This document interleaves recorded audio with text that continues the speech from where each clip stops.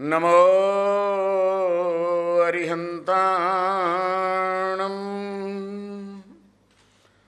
नमो सिद्धाणं नमो आयर्याणं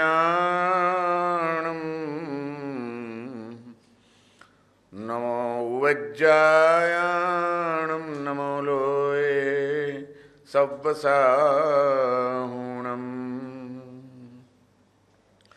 एषो पञ्चनमुक्कारो सव्वपावपणासनो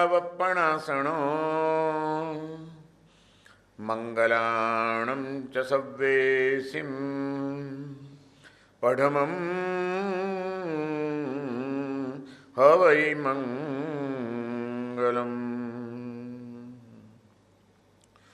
मंगलम भगवान वीरो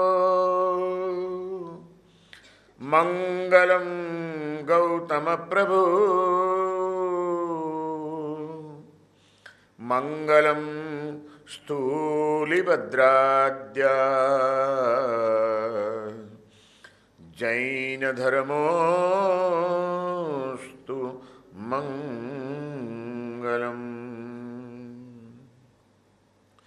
अज्ञानतिमिरान्धानां ज्ञानाञ्जनशलाकया नेत्रमुन्मीलितं येन तस्मै श्रीगुरवे नमः। तस्मै सद्गुरवे नमः। या देवी स्तूयते नित्यं विबुधैर्वेदपारगैः सा मे भवतु जिह्वाग्रे ब्रह्मरूपा सरस्वती ब्रह्मरूपा सरस्वती।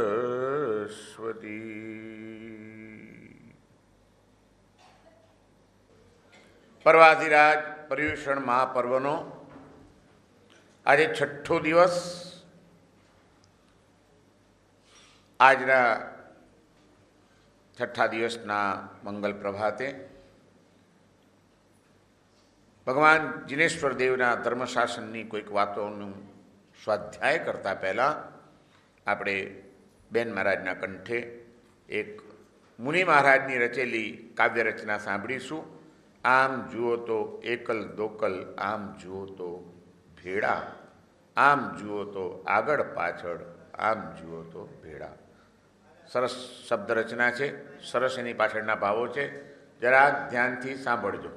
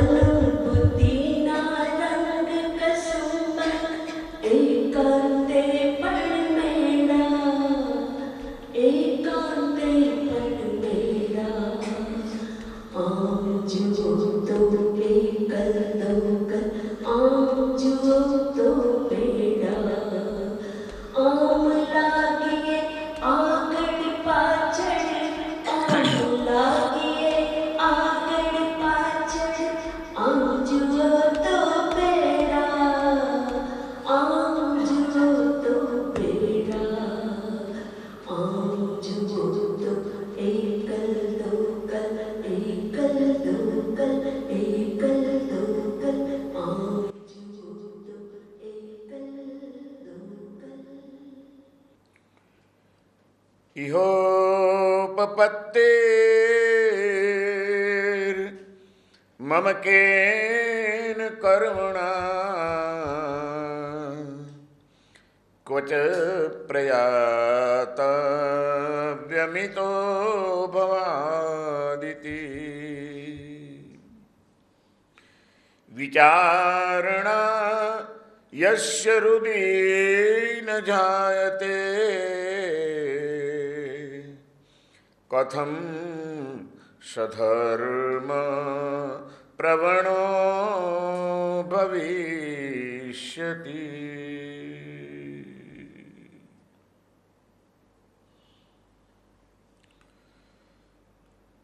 મહામંગલકારી પર્વાધિરાજ પર્યુષણ પર્વની આરાધના આપણે કરી રહ્યા છીએ અને આ પર્વાધિરાજ દરમિયાન આપણે પહેલા જ દિવસે આપણા જીવનનો એક ગોલ નક્કી કર્યો જે ભગવાન મહાવીરે આપણને આપ્યો છે. આ ચારણ સૂત્રની અંદર જે પ્રભુએ કીધું કે તારો આત્મા જ પરમાત્મા છે, અપ્પા શો પરમપ્પા. આ આત્મામાં જ રહેલું પરમાત્મા પદ, એ પરમાત્મા પદને પ્રગટ કરવું એ જ આપણા આ માનવ જીવનનું અંતિમ લક્ષ્ય છે. આ ધર્મ પામ્યાનું એ જ નક્કર પરિણામ છે. પણ એ અંદરમાં રહેલા પરમાત્મા તત્વને પ્રગટ કેવી રીતે કરવું? આજે તો એની અનંત શક્તિ, એનું અનંત જ્ઞાન, એનો અનંત આનંદ, એનું અનંત સુખ, આ બધા આત્માના મૂળભૂત ગુણો સાવ ઢંકાઈ ગયા છે. અને છતાં એક ગુણ છે એટલે જીવનું ખેંચાણ તો એ બધી વસ્તુઓ તરફ રહેવાનું જ. એને આનંદ જોઈએ જ, એને પ્રેમ જોઈએ જ, એને સુખ જોઈએ જ, એને જોઈએ છે બધું જ, કારણ કે જીવનો સ્વભાવ છે. પણ એનું મૂળ જે છે અસલ, એ ઢંકાઈ ગયું છે. એટલે જીવ પછી એ આનંદ મેળવવા માટે, એ પ્રેમ મેળવવા માટે, એ શાંતિ મેળવવા માટે, એ સુખની અનુભૂતિ મેળવવા માટે પોતાનું કેન્દ્ર ચૂકી ગયો છે. એટલે બહાર ભટકી રહ્યો છે. અહીંથી મળી જશે, અહીંથી મળી જશે, અહીંથી મળી જશે, અહીંથી મળી જશે. સતત આપણું મન, આપણી ઇન્દ્રિયો બહાર ભટકી રહ્યા છે. પણ ભટકી ભટકી ભટકી ભટકીને વર્ષોના વર્ષો વીતી ગયા, જિંદગીઓની જિંદગીઓ પસાર થઈ ગઈ. આપણને જેવું જોઈતું હતું એવું સુખ, એવો આનંદ, એવો પ્રેમ, એવી શાંતિ મળ્યા ખરા? જ્ઞાની પુરુષો કહે છે કે ભાઈ તું ગમે એટલો દોડતો રહે, દોડતો રહે, દોડતો રહે. આ તો મૃગ તૃષ્ણા જેવી દોડ છે. વનમાં ભટકી ગયેલું હરણિયું, મૃગલું દોડ્યા કરે, એને તરસ લાગી છે. પણ રણની રેતી સૂર્યના કિરણો પડવાના કારણે એવી ચમકી રહી છે કે એને એમ લાગે કે એ પેલું પાણી છે, બસ ત્યાં પહોંચી જઈશ એટલે મારી તૃષા તૃપ્ત થઈ જશે, મને પાણી પીવા મળી જશે. અને પાછી દોટ મૂકે, દોડતું દોડતું દોડતું દોડતું જ્યાં એને પેલું આમ ચમકતું દેખાયું હતું પાણી જેવું, ત્યાં પહોંચે ત્યારે એને ખબર પડે કે ત્યાંય પાણી નથી. આખરે તો એ પણ રેતી જ નીકળી. પણ ત્યાં પહોંચ્યા પછી વળી પાછું હવે તરસ વધી ગઈ છે એટલે વળી પાછી નજર નાખે છે ક્યાંય પાણી મળે. અને ત્યાં વળી રણના એક બીજા છેડે ચમકતી રેતી દેખાણી અને જીવ પાછો અરણ્યું દોડ્યું. હવે ત્યાં પાણી છે, હવે દોડવા દો. દોડે છે, દોડે છે, દોડે છે, હાંફી જાય છે, પહોંચે છે, પણ પાણી મળતું નથી, તરસ છીપતી નથી. જેમ જેમ દોડતું જાય છે તેમ તેમ એની તરસ વધતી જાય છે, તૃપ્ત થવાને બદલે. અને જ્ઞાની પુરુષોએ આ દ્રષ્ટાંત આપીને આપણને સમજાવવાનો પ્રયત્ન કર્યો છે કે આ સંસારના જીવો તમે બધા સુખની લાલસામાં, પ્રેમની લાલસામાં, આનંદની લાલસામાં, શાંતિની શોધમાં ભટકી રહ્યા છો. અને અજ્ઞાનના કારણે જ્યાં સુખ નથી, જ્યાં આનંદ નથી, જ્યાં પ્રેમ નથી, ત્યાં તમને દેખાઈ રહ્યું છે. અને એ પામવા માટે તમે તમારી તનની, મનની, ધનની, જીવનની સગડીએ શક્તિઓને કામે લગાડીને દોટ મૂકી દો છો. પણ જ્યારે તમને જ્યાં દેખાયું હતું ત્યાં પહોંચો છો ત્યારે તમને સમજાય છે કે આટલી મહેનત કરીને અહીં પહોંચ્યો, પણ મને જે જોઈતું હતું એ મળ્યું નહીં. ઉપરથી તરસ વધી ગઈ, થાક વધી ગયો. અને આ સ્થિતિ જ્યારે આપણી ચાલી રહી છે ત્યારે જ્ઞાની પુરુષો કહે છે કે ભાઈ હવે જરાક થોભ, નહીં તો થાકી જઈશ. ઘરમાં એક બોર્ડ મારવા જેવું છે આપણા જીવને માટે જ, થોભ, નહીં તો થાકી જઈશ. દોડવાનું બંધ કરો. ભટકી ભટકીને કેટલું ભટક્યા. જ્ઞાની પુરુષો કહે છે હવે ક્યાંક તો અટકો. ભટકવાનું છોડીને અટકવાનું શરૂ કરો. જરાક અંદરમાં ઉતરો. જ્યાં સુખ, શાંતિ, આનંદ અને પ્રેમ આત્માની અંદર પડેલા છે ત્યાંથી જ એને મેળવવાનો પ્રયત્ન કરો. એની ઉપરના આવરણોને હટાવવાનો પ્રયત્ન કરો. અને આપણે પહેલે જ દિવસે કીધું હતું, માઇકલ એન્જેલો નો દાખલો આપીને મેં સમજાવ્યું હતું કે પથ્થરમાં જ પરમાત્મા પડ્યા છે, માત્ર વધારાના ભાગો કાઢી નાખવાની જરૂર છે. નકામા ભાગો નીકળી જાય તો એક પથ્થરમાંથી પરમાત્માની મૂર્તિ પ્રગટ થઈ શકે છે. આપણા આત્મામાં જ પડ્યો છે સુખનો ખજાનો, આનંદનો ખજાનો, શાંતિનો ખજાનો. પણ આ વધારાના જે થર ચડી ગયા છે એને હટાવવાનો પ્રયત્ન કરીએ તો એ પ્રગટ થઈ ગયા વિના રહે નહીં. અને એ માટે જ આપણે આ વખતના પર્વ પર્યુષણ દરમિયાન એ પડળોને હટાડવા માટેની પ્રેરણા આપતા એક એક મહાપુરુષોના જીવન પ્રસંગોમાં થોડુંક થોડુંક ડોક્યું કરવાનો પ્રયત્ન કર્યો છે. સિદ્ધર્ષિ ગણીના જીવનમાં આપણે ડોક્યું કર્યું. મહામુનિ મેતારજની જીવનની અંદર આપણે ડોક્યું કર્યું. મહામુનિ નંદીશેણના જીવનમાં ડોક્યું કર્યું. પુંડરીક અને કંડરીક મુનિના જીવનની અંદર આપણે થોડુંક ઝાંખવાનો પ્રયત્ન કર્યો. અને ગઈકાલે છેલ્લે તો વજ્રસ્વામી, જે માત્ર જન્મથી જ જેને જાતિસ્મરણ જ્ઞાન પ્રાપ્ત થઈ જાય અને એવા નાનકડા દેહથી નાનકડા પણ અંતરથી મહાન એ આત્મા કયો હોય છે એને સમજવાનો, એને વિચારવાનો આપણે થોડોક પ્રયત્ન કર્યો. આમ એક એક મહાપુરુષોના જીવનમાંથી આપણને કંઈક ને કંઈક નવી નવી પ્રેરણાઓ મળતી રહી છે.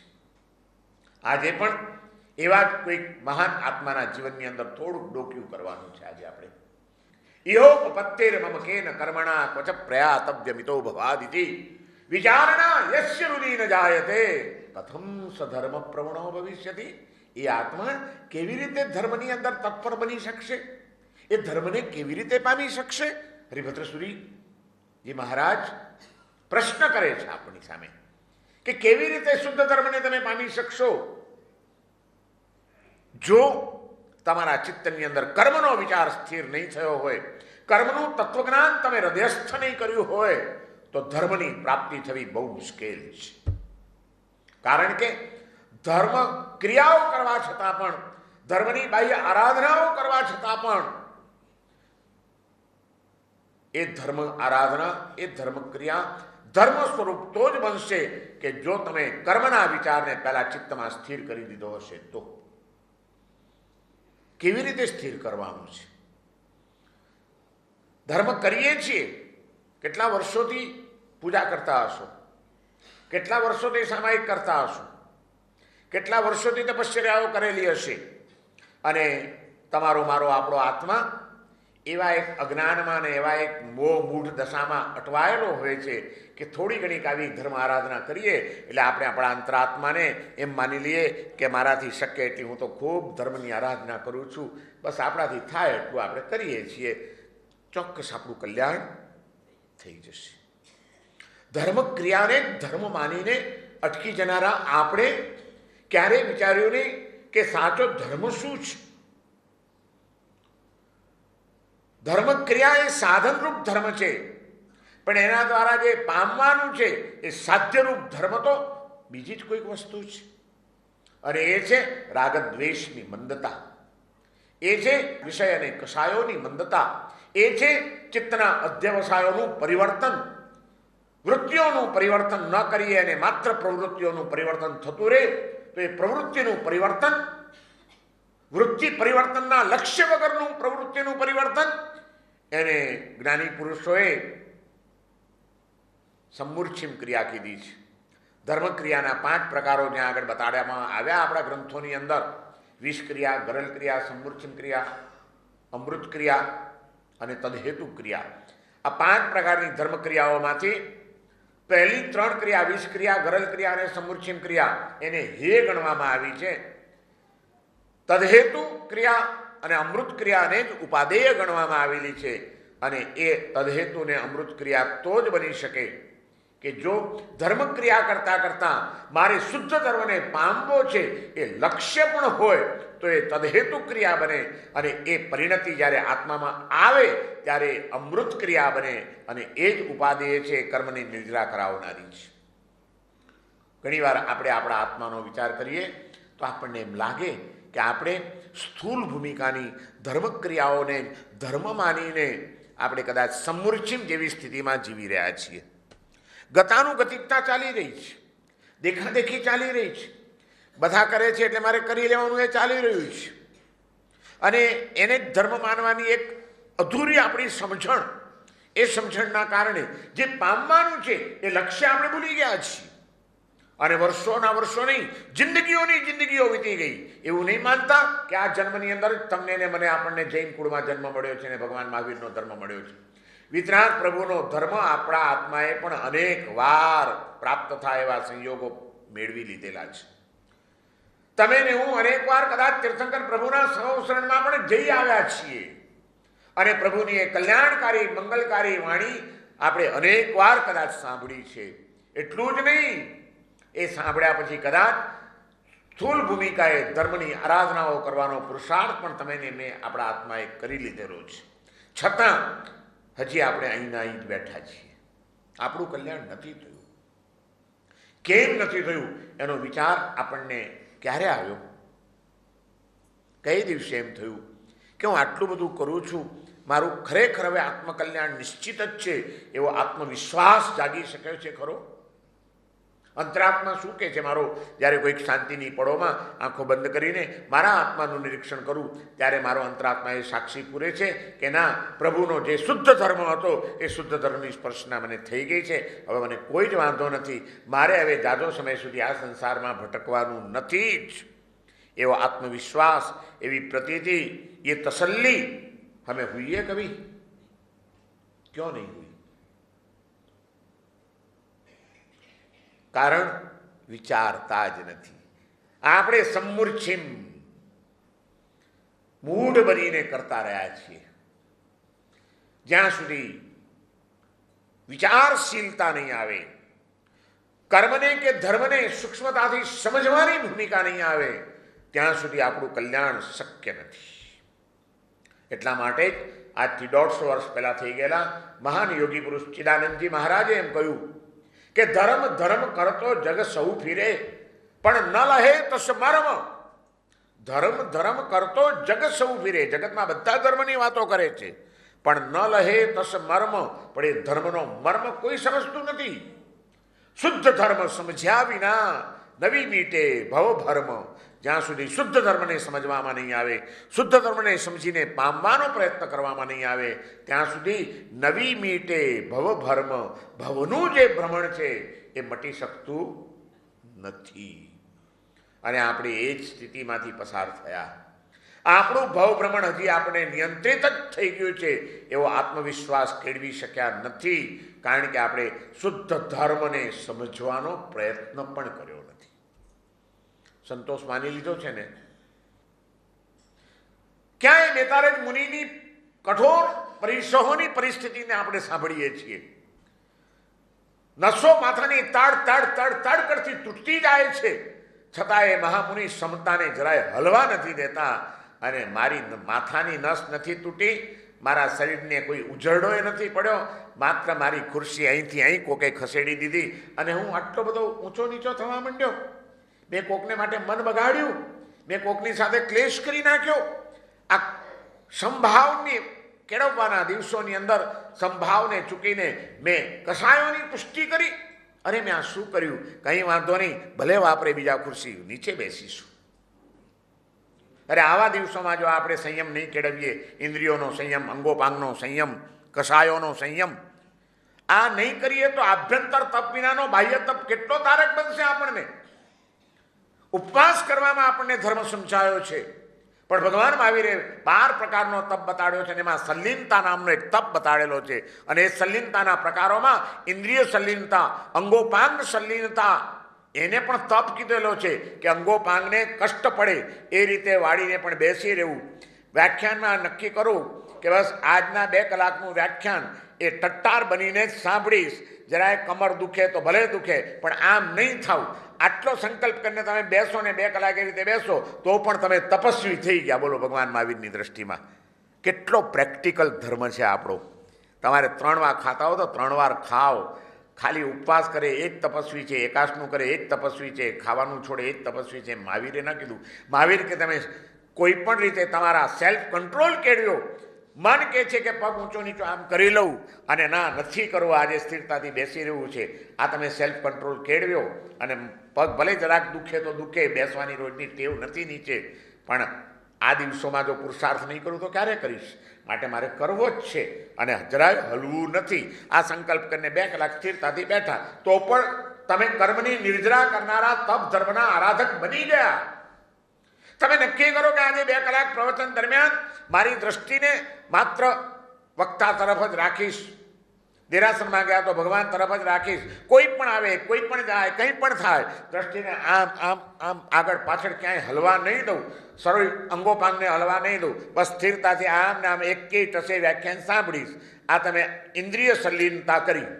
હાથ પગ નથી હલાવા એ નક્કી કર્યું એટલે અંગોપાંગની સલ્લીનતા કરી અને એ તમે તપસ્વી થઈ ગયા.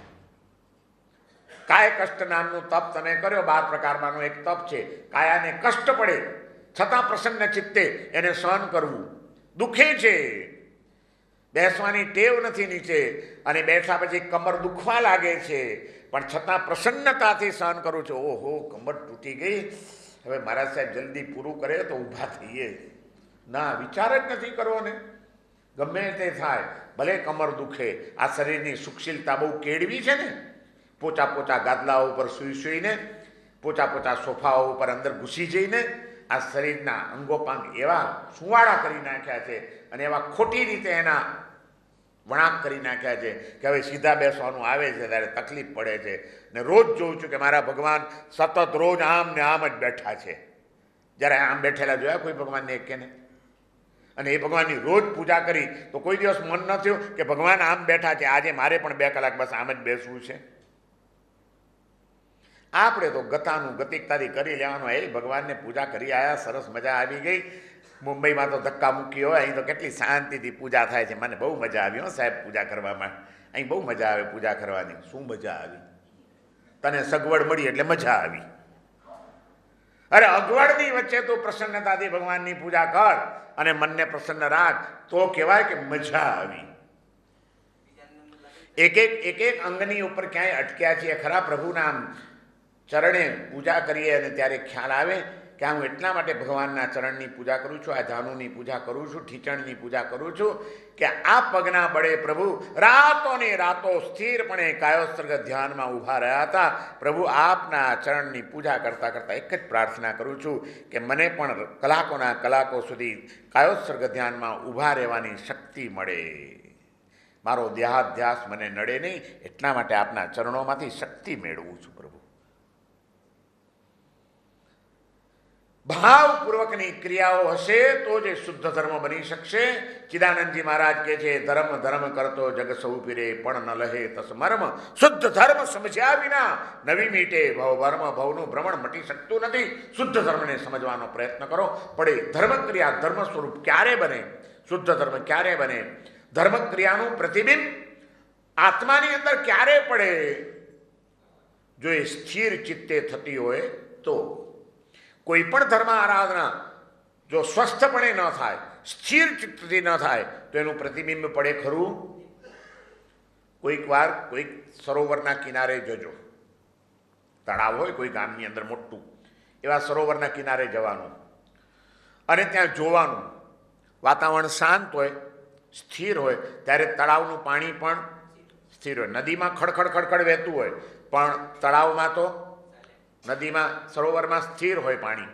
અને એ પાણી સ્થિર હોય ત્યારે તળાવની પાળ ઉપર, સરોવરની પાળે કેટલાક વૃક્ષો ઉભેલા હોય, એ વૃક્ષોનું પ્રતિબિંબ એ પાણીમાં પડે કે નહીં? પડે. બરાબર છે. હવે એના એ તમે સરસ મજાનું પ્રતિબિંબ જોયું. પાળી ઉપર પથરાઓ પણ પડ્યા હતા, એમાંથી 2-4 પથરા લ્યો મોટા, અને પથરા લઈને જોરથી પાણીમાં ફેંકો અને પાણીને ડોળી નાખો. પાણીમાં ખડભડાટ આવી જાય, શુદ્ધતા આવી જાય, અને પછી એ પાણીમાં જુઓ તળાવ પણ છે, પાણી પણ છે, કિનારે વૃક્ષો પણ છે, પણ પાણી ખડભડી ગયું છે, શુદ્ધતા છે, ત્યારે વૃક્ષોનું પ્રતિબિંબ ક્લિયર દેખાશે ખરું એમાં? કેમ? જ્યારે સ્થિર હતું ત્યારે પ્રતિબિંબ ક્લિયર પડતું હતું, જ્યારે ક્ષુબ્ધતા આવી ત્યારે પ્રતિબિંબ ડોળાઈ ગયું, પડતું નથી, હવે દેખાતું નથી. બસ હરિભદ્ર સુરીજી મહારાજ આવા પ્રેક્ટિકલ દ્રષ્ટાંતો આપણને આપીને સમજાવી રહ્યા છે કે જ્યાં સુધી ચિત્તમાં સ્થિરતા ના આવે ત્યાં સુધી ધર્મક્રિયાઓનું પ્રતિબિંબ આત્માની અંદર પડે નહીં ધર્મ સ્વરૂપે.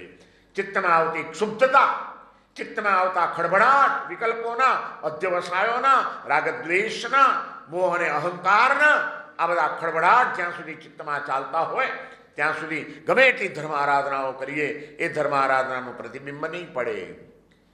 ધર્મ આરાધના કરવી છે તો પહેલા ચિત્તને સ્વસ્થ રાખતા શીખો. સ્વસ્થ. આપણે સ્વસ્થ છીએ? આપણે સ્વસ્થ છીએ? નહીં, અસ્વસ્થ છો. ક્યારે અસ્વસ્થ? સુખમાં કે દુઃખમાં? આપણે અસ્વસ્થ ક્યારે હોઈએ? દુઃખમાં. સુખમાં તો નહીં ને? સુખમાં સ્થિર હોઈએ. સારી વાત છે. ચાલો, કમસે કમ સુખમાં પણ જે માણસ સ્થિર રહી શકતો હોય, સ્વસ્થ રહી શકતો હોય, તો એ પણ અનુમોદનાને પાત્ર છે. પણ હરિભદ્ર સુરીજી મહારાજ એમ કહે છે કે આપણે સુખમાંય સ્વસ્થ નથી અને દુઃખમાંય સ્વસ્થ નથી. સ્વસ્થનો અર્થ શું? સ્વસ્મિન તિષ્ઠતિ ઇતિ સ્વસ્થ. પોતાનામાં જે રે, આત્મભાવમાં જે સ્થિર થાય તે સ્વસ્થ કહેવાય. સુખના દિવસો જ્યારે ચાલી રહ્યા હોય ત્યારે એ સુખમાં આવતી લીનતા, સુખમાં આવતી આસક્તિ એ ચિત્તને સ્વસ્થ રહેવા દે છે ખરી? સુખમાં આત્માનું ચિંતન થાય છે ખરું? સુખમાં આત્મભાવમાં સ્થિરતા આવે છે ખરી? તો એમ કહેવાય કે અમે સુખમાં સ્વસ્થ છીએ. આપણે સુખમાં પણ અસ્વસ્થ ત્યારે ભૂલી જઈએ, અને જ્યારે કોઈ દુઃખ આવે ત્યારે પણ આ દુઃખ ઉદયથી આવનારી એક પૌદ્ગલિક અવસ્થા છે, એક કર્મકૃત ઉદય છે. પણ મારો આત્મા તો કર્મથી પર છે આખરે, અને મારે એને આધીન થવું નથી. ગમે એવું દુઃખ આવ્યું હોય છતાં ચિત્તને અસ્વસ્થ થવા દેવું નથી. આ સમજણપૂર્વક આત્માના ધ્યાનમાં જો આપણે રહી શકીએ તો દુઃખમાં પણ આપણે સ્વસ્થ રહ્યા એવું કહેવાય. પણ દુઃખમાં આપણે સ્વસ્થ રહી શકીએ છીએ. સુખમાં લીનતા અને દુઃખમાં દીનતા, આ બંને તત્વો આપણા ચિત્તને સતત અસ્વસ્થ રાખે છે. સુખમાં આવતી લીનતાએ આપણને અસ્વસ્થ બનાવ્યા છે. દુઃખમાં આવતી દીનતાએ, અરે રે મને આ દુઃખ ક્યાં આવ્યું, કેટલી અગવડ છે, ઓહો આ તો સહન નથી થતું, આ અસ્વસ્થતા. અને એ પછી અસ્વસ્થ ચિત્તે તમે કોઈ પણ ધર્મ આરાધના કરો, આત્મા એમાં ઠરે નહીં.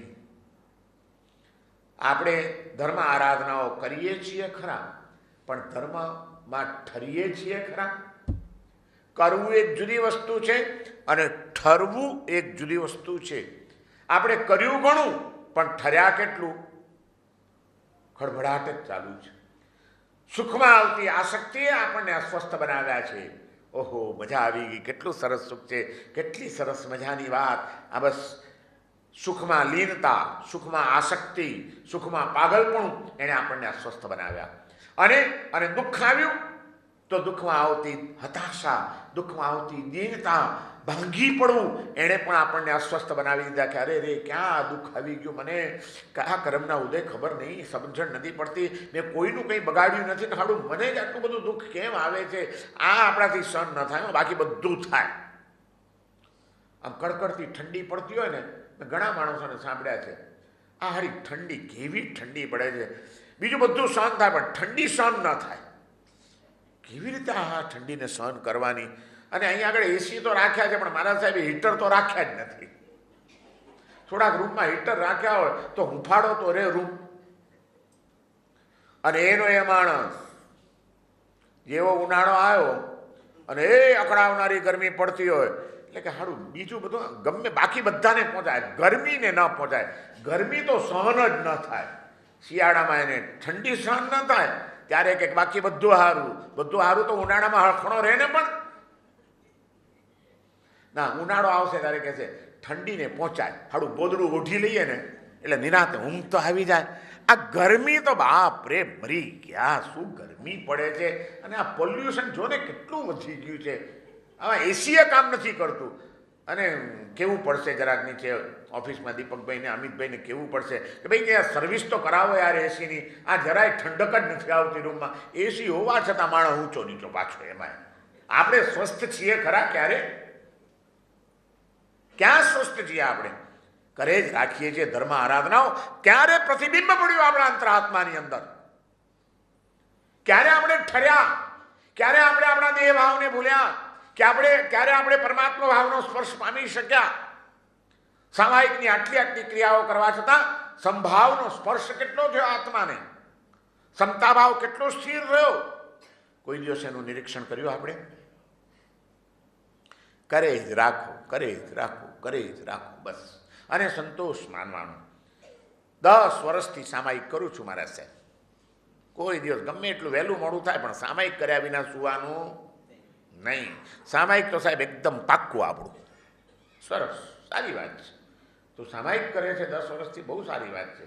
પણ ભેગું થોડુંક મને એ બી કહેતો જા કે 10 વર્ષમાં સમતા ભાવ દરેક વર્ષે વધતો ગયો છે ને, કે ચિત્તની વિષમ સ્થિતિ હજી એની એ ચાલી રહી છે?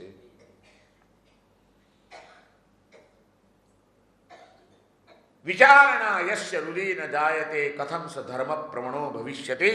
હરિભદ્ર સુરીજી મહારાજ કહે છે જેના ચિત્તમાં કર્મની વિચારણા સ્થિર થઈ નથી એ ધર્મમાં તત્પર કેવી રીતે બની શકશે? ધર્મને પ્રાપ્ત કરવો છે તો કર્મના વિચારને સ્થિર કરી દો. એ કર્મનો વિચાર તમારામાં સુખમાં આવતી લીનતાને પણ તોડી નાખશે અને દુઃખમાં આવતી લીનતાને પણ તોડી નાખશે. કેવી રીતે? બંને વખતે કર્મનો વિચાર જુદા જુદા એંગલથી કરવાનો છે. જ્યારે સુખ આવે ત્યારે વિચાર કરવાનો કે આ સુખ મને કેમ મળ્યું છે? સુખ માત્ર પુણ્ય કર્મના ઉદયથી મળનારી ચીજ છે.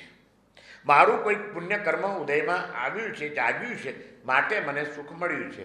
પણ અનુભવ એમ કે છે અને શાસ્ત્રો એમ કે છે કે પુણ્ય કર્મ બહુ ભરોસા લાયક ચીજ. એ ક્યારે ખસી જાય એનો કોઈ ભરોસો નહીં. આજે પુણ્યનો ઉદય છે, કાલે કદાચ એ પુણ્ય પરવારી જાય એવું પણ બને કે નહીં? આજે મહેશભાઈ તમારું શરીર બહુ તંદુરસ્ત છે, પણ કદાચ કાલે આ જ શરીરની ઉપર કોઈક મહાન રોગ લાગુ પડી જાય એવું પણ બની શકે કે નહીં?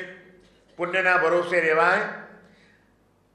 કર્મનો વિચાર આત્માને જાગૃત બનાવે છે કે આજે સુખ મળ્યું છે, શરીરનું સુખ મળ્યું છે, કંઈ વાંધો નહીં, પણ એ ગમે ત્યારે નાશ પામી શકે છે.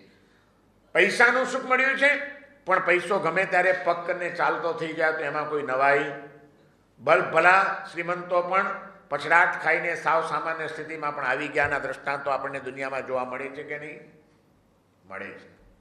આજે મને મારા રૂપનું અભિમાન છે કે હું બહુ સરસ છું, બ્યુટીફુલ છું, દેખાવડો છું, પણ કાલે આ જ શરીરની ઉપર કેન્સરની ગાંઠ પણ ફૂટી શકે એવું બને કે નહીં? કાલે આ જ દેખાવડા શરીરની ઉપર કોડના ચાઠા આવી જાય એવું બને કે નહીં? પુણ્ય કર્મ જ્યારે પરવારશે ત્યારે શરીરને બગડતા વાર નહીં લાગે. પુણ્ય કર્મ જ્યારે પરવારશે ત્યારે પૈસાને વિદાય થતા વાર નહીં લાગે. પુણ્ય કર્મ જ્યારે પરવારશે ત્યારે આપણા સ્વજનોને આપણાથી વિમુખ થતા વાર નહીં લાગે. કારણ કે જ્ઞાની પુરુષો કહે છે પુણ્ય કર્મ એ ભરોસા લાયક ચીજ નથી. ક્યારે હોય ને ક્યારે પૂરું થઈ જાય એનો કોઈ ભરોસો નથી. માટે આજે પુણ્યકર્મનો ઉદય ચાલે તો ઠીક છે, ભોગવી લઉં, પણ એમાં મારે લીન થવું નથી. સુખમાં આવતી લીનતા એ મારું અહિત કરનારી છે. સહજ રીતે ભોગવી લઈશ. પુણ્યકર્મના ઉદય તો ભરત મહારાજાને પણ હતા. ચક્રવર્તિત્વના સુખો મળ્યા, પણ એ ચક્રવર્તિત્વના સુખોની વચ્ચે પણ ભરત મહારાજાનો અંતરાત્મા જાગૃત હતો. સતત ભગવાન આદિનાથના પ્રભાવે એને એક એવી દ્રષ્ટિનો ઉઘાડ થઈ ગયો હતો, સમ્યક દર્શન એવું ઝળહળતું પ્રાપ્ત થઈ ગયું હતું કે બધું હોવા છતાં એને કાયમી માનીને નહોતા જીવતા. માટે આરીસા ભુવનની અંદર ચિંતન કરતા કરતા કેવળ જ્ઞાન પ્રાપ્ત કરી ગયા. તમે ઘરમાં આરીસા રાખ્યા છે? એક કામ કરજો, હવે જ્યારે ઇન્ટિરિયર કરાવો તમારા ઘરનું, એક ઓરડો આખો આરીસાવાળો બનાવજો. જેમ ભરત મહારાજાએ રાખ્યો હતો, એના એક મહેલમાં એક રૂમ હતો જેમાં આખા ને આખા આરીસા જ જડેલા હતા. આરીસા ભુવન કહેવાતું હતું કે જ્યાં આમ નજર પડે ત્યાં, જ્યાં આમ પડે આમ પડે આમ પડે, જ્યાં ફરો ત્યાં તમને તમારું શરીર જ દેખાય, અને જ્યાં શરીરનું દર્શન દેખાય ત્યાં તરત જ શરીરની અનિત્યતા દેખાય, શરીરની અશુચિમયતા દેખાય. એ શરીરને જુઓ ને તરત જ એ જ ચિંતન ચાલુ થઈ જાય. એવો એક સરસ મજાનો આરીસા ભુવન જેવો રૂમ બનાવી લો, અને પછી તેની સામે ઊભા રહેશો એટલે શું દેખાશે? આખડા વાળ બરાબર નથી. માણસો દેરાસરમાં જાય ને ચાંદલો કરવાને બદલે ત્યાંય વાળ ઓળતા મેં જોયા છે સેમ્પલો. એટલે તું ભગવાનની આજ્ઞા મસ્તકે ચડાવવા માટે અહીં તિલક કરવા માટે વાટકી રાખી છે ચંદનની. ચંદનનું તિલક કર કે આ ચંદન જેવી શીતળતા મગજની અંદર આવે, અને ભગવાન, હે પ્રભુ, તમારી આજ્ઞા મસ્તકે ચડાવીને પછી તમારી પાસે આવું છું, એ ભાવ માટે ચાંદલો કરવાનો છે. પણ એ ચાંદલો બરાબર યોગ્ય સ્થળે આજ્ઞા ચક્ર ઉપર થાય, આડો અવડો ન થાય. એટલા માટે આરીસો મૂકે છે કે આજ્ઞા ચક્રને જાગૃત કરવાનું છે, એટલા માટે અહીં આગળ ચાંદલો થાય. પણ ત્યાં તારું મોઢું જોવા માટે કે વાળ ઓળવા માટે આ આરીસા મૂકવામાં આવ્યા નથી. એ વિવેક તો ખરો ને આપણને. દેહ ભાવ ભૂલ્યા વિના, દેહની આસક્તિ તોડ્યા વિના, દેહની અંદર રહેલા આત્માની જાગૃતિ કેળવ્યા વિના આપણે ધર્મને પામી શકશું? સુખ માત્ર પુણ્યકર્મના ઉદયથી આવનારી ચીજ છે, અને પુણ્યકર્મ ગમે ત્યારે ખસી શકે છે, ગમે ત્યારે દગો આપી શકે છે. માટે એવા પુણ્યકર્મના ભરોસે રહેવા જેવું નથી. આ કર્મનું ચિંતન જાગૃત થયેલું હોય તો જ તમે સાચા ધર્મને પામી શકો. તો એ પુણ્યકર્મના ઉદયથી આવેલો પૈસો તમને છકાવી નહીં દે. માણસ જ્યારે સુખના દિવસો ચાલતા હોય ને ત્યારે મોટે ભાગે છકી જાય છે, અને દુઃખના દિવસો આવતા હોય ત્યારે ડગી જાય છે. આ સુખમાં છકી જવાનું અને દુઃખમાં ડગી જવાનું, આ બે જે દુર્વૃત્તિઓ આપણા ચિત્તમાં પડેલી છે એ તો જ ટળે કે જો એની સામે કર્મનું તત્વજ્ઞાન સ્થિર કરી દીધું હોય તો. પુણ્યકર્મમાં છકી જવાની જે વાત આવે છે, જરાક સારું થયું એટલે માણસ છકી જાય. બસ હું છું, મારી પાસે પૈસો છે, હું દેખાવડો છું, હું જ્ઞાની છું, હું વિદ્વાન છું, અરે મારા વ્યાખ્યાનમાં તો લોકો ખુશ થઈ જાય, મને આમ ગલગલિયા થાય તમે જ્યારે 4 જણા વખાણ કરો તો. કારણ કે હજી આપણી ભૂમિકા જ નથી. એ મજા આવી જાય. બધા એમ કે જિંદગીમાં બહુ મજા આવે છે, તમારો વ્યાખ્યાનની શૈલી એટલી સારી ને. એટલે મને થાય હા સરસ છે, માણસો સારા. અને જો 2 જણા આવીને કે મારા સાહેબ મજા નથી આવતી તમારા વ્યાખ્યાનમાં, કંઈક સારી તત્વની વાત કરો ને, તો મને તો હારી આટલી 2 કલાક મગજમારી કરું છું, કેટલા દિવસોથી કેટલી મહેનત કરીને બધું કેટલું ચિંતન કર્યું, અને મારી આ લોકોને વ્યાખ્યાન ના ગમ્યું તો તરત જ મને પાછી મારી પ્રસન્નતા. આ આપણી કરુણતા ભરી સ્થિતિ છે તમારી ને મારી. હરિભદ્ર સુરીજી મહારાજ કહે છે કર્મના વિચારને સ્થિર કરી દો, એ વિના તમે ધર્મની અંદર સ્થિરતા કેવી રીતે પ્રાપ્ત કરી શકશો? જ્યારે પણ સુખના દિવસો આવે ત્યારે કર્મનો વિચાર કરો કે જે કંઈ મળ્યું છે એ પુણ્યના ઉદયથી. 4 લોકોને આજે મારી વાત ગમે છે, મારી પ્રશંસા થાય છે, એ પણ પુણ્યના ઉદયથી છે. કાલે કદાચ મારું આ દેહ નામકર્મ ઘટી જાય, મારું કદાચ પુણ્યકર્મ ખસી જાય તો એનો એ જ હું હોઈશ, અને એના એ જ મારા પ્રવચન હશે. છતાં લોકો વખાણ નહીં કરે અને લોકોને નહીં પણ ગમે.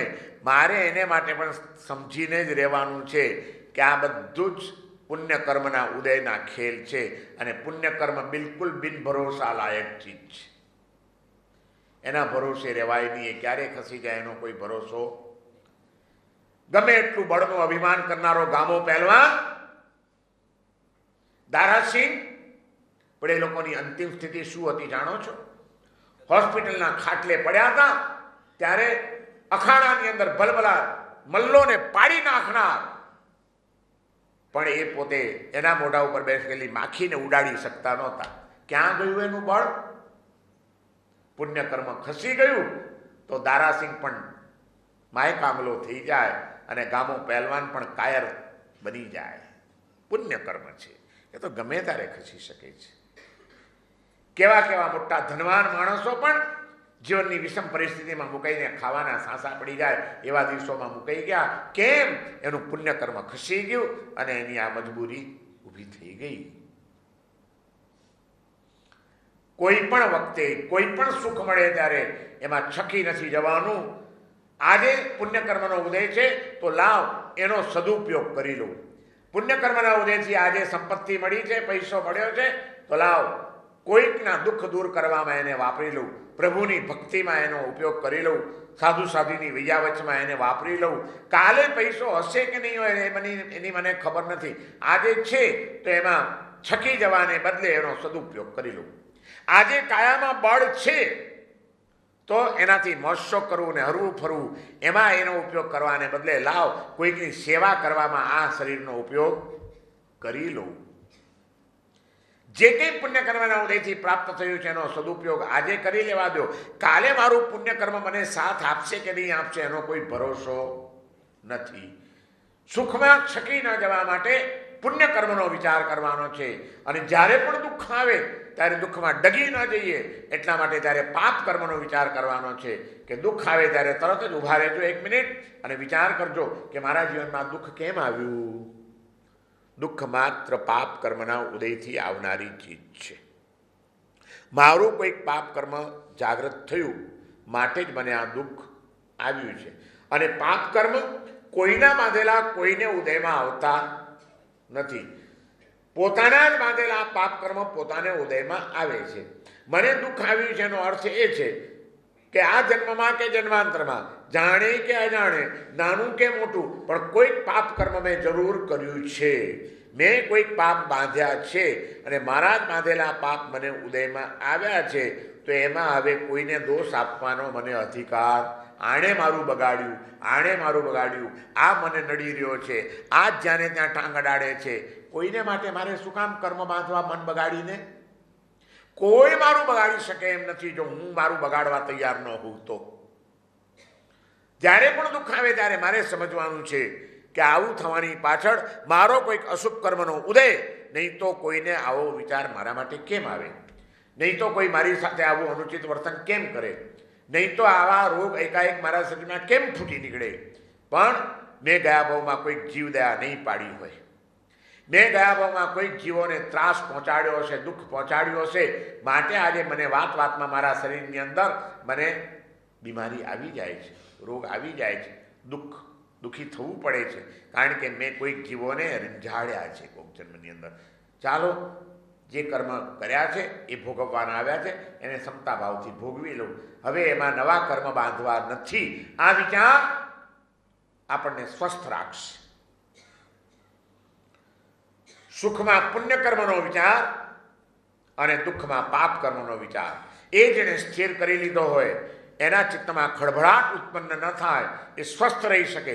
અને પછી સ્વસ્થ ચિત્તે કરેલી ધર્મ આરાધના પછી ભલેને એક જ સામાયિકની ક્રિયા હોય, પછી ભલેને એક જ નૌકારવાળી હોય, પછી ભલેને એક જ વખતનું પ્રતિક્રમણ હોય, પણ એ આત્મામાં ઠારનારું બની જાય આપણને.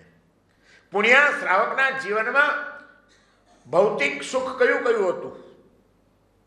પુણ્યા શ્રાવકનું બેંક બેલેન્સ કેટલું હતું? એની પાસે મહેલ કેટલો મોટો હતો? કેટલા બેડરૂમનો ફ્લેટ હતો? કયું લેટેસ્ટ ફર્નિચર હતું? કેટલા મહિનાનું અનાજ ઘરમાં ભરેલું હતું?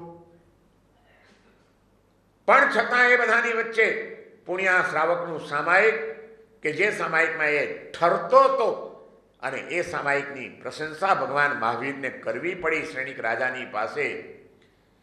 તે કેમ? એનું કારણ શું હતું? આ એક જ કે દુઃખમાં એ દીન નહોતો બનતો, સુખમાં લીન નહોતો બનતો. સ્વસ્થ ચિત્તે કરેલી એક જ સામાયિકની ધર્મક્રિયા પણ એ નારકીના બંધનો તોડી નાખવા માટે સમર્થ છે. સ્વસ્થ ચિત્તે ધર્મ કરો. હરિભદ્ર સુરીજી મહારાજ કહે છે, મનને સંભાળી લો, સ્વસ્થ રાખતા શીખી જાઓ. વાત વાતમાં વ્યાકુળ બનતું આપણું ચિત્ત, વાત વાતમાં અશાંત બનતું આપણું ચિત્ત, વાત વાતમાં અર્થ ધ્યાન કરતું આપણું ચિત્ત, એને એમાંથી બચાવી લો. અને એનામાંથી બચાવવા માટે સતત દુઃખની અંદર પાપ કર્મનો વિચાર કરો કે કોઈના બાંધેલા કર્મ કોઈને ઉદયમાં આવતા નથી. મહારાજ બાંધેલા કર્મ મને ઉદયમાં આવ્યા છે. બાંધતી વખતે ભાન નહોતું રાખ્યું તો એ જીવ અત્યારે ભોગવવાનો સમય આવ્યો છે, ત્યારે ક્ષમતાથી એને ભોગવી લે. શાંત ચિત્તે એમાંથી પસાર થઈ જા. તને નથી ગમતું ને આ દુઃખ, તો ભવિષ્યમાં પાછું આવું દુઃખ સહન ન કરવું પડે એટલા માટે ખોટા અર્થ ધ્યાન કરીને નવા અશુભ કર્મ બાંધીશ નહીં. જે છે એ મારા ભાગ્યનો જ દોષ છે, બીજા કોઈનો નથી. અને જ્યારે જ્યારે પણ સુખ આવે ત્યારે ભાન ભૂલા ન બની જઈએ, પાગલ ન બની જઈએ, આસક્ત ન બની જઈએ. એ માટે સતત વિચાર કરવાનો, સુખ ક્યાં એમને એમ આવે છે? સુખ પુણ્યકર્મના ઉદયથી આવેલું છે. અને પુણ્યકર્મ ક્યારે પૂરું થઈ જાય એનો કોઈ ભરોસો નથી. માટે આજે ભલે પુણ્યકર્મના ઉદય ચાલતા હોય, પણ એમાં મારી સાવધાની ગુમાવવી નથી.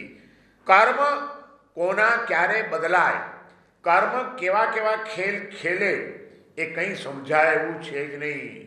કર્મની ગતિ બહુ ન્યારી છે.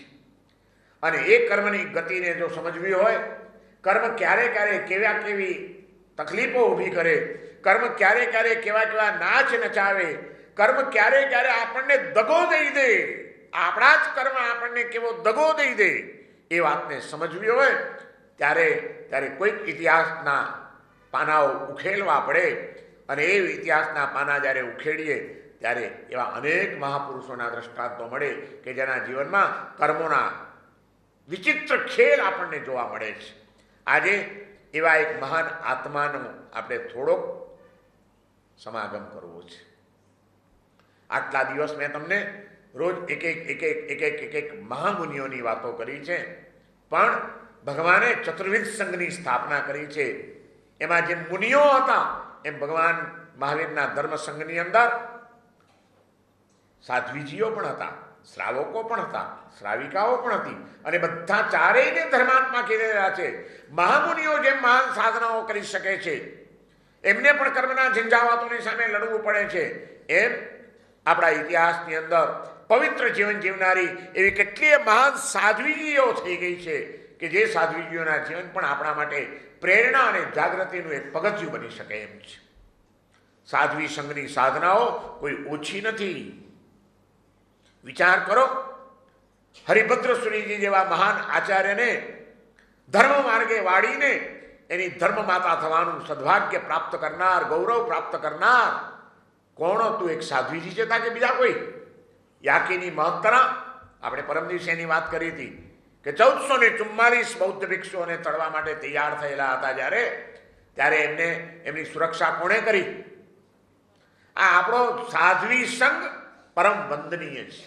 ક્યારે પણ કોઈક સાધ્વીજી મહારાજોને જુઓ, તમે ભલે ગાડીમાં જતા હો અને રસ્તા ઉપર વિહાર કરતા કરતા કોઈક સાધ્વીજી મહારાજ જતા હોય ને, બીજું કંઈ ન થાય કમસે કમ તો ગાડીમાં બેઠા બેઠા પણ એમને વંદન તો કરી લેજો કે કમાલ કરી રહ્યા છે.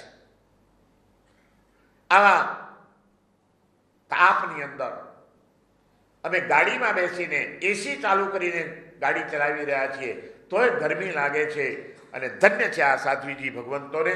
સ્ત્રીનું શરીર કેટલું સુકોમળ હોય, સુખમય સંસાર છોડીને સુખી ઘરની આ કન્યાઓએ દીક્ષા લીધેલી છે અને અત્યારે આ ઉઘાડા તાપની અંદર પગે ચાલીને આ સડકોની ઉપર વિહાર કરે છે.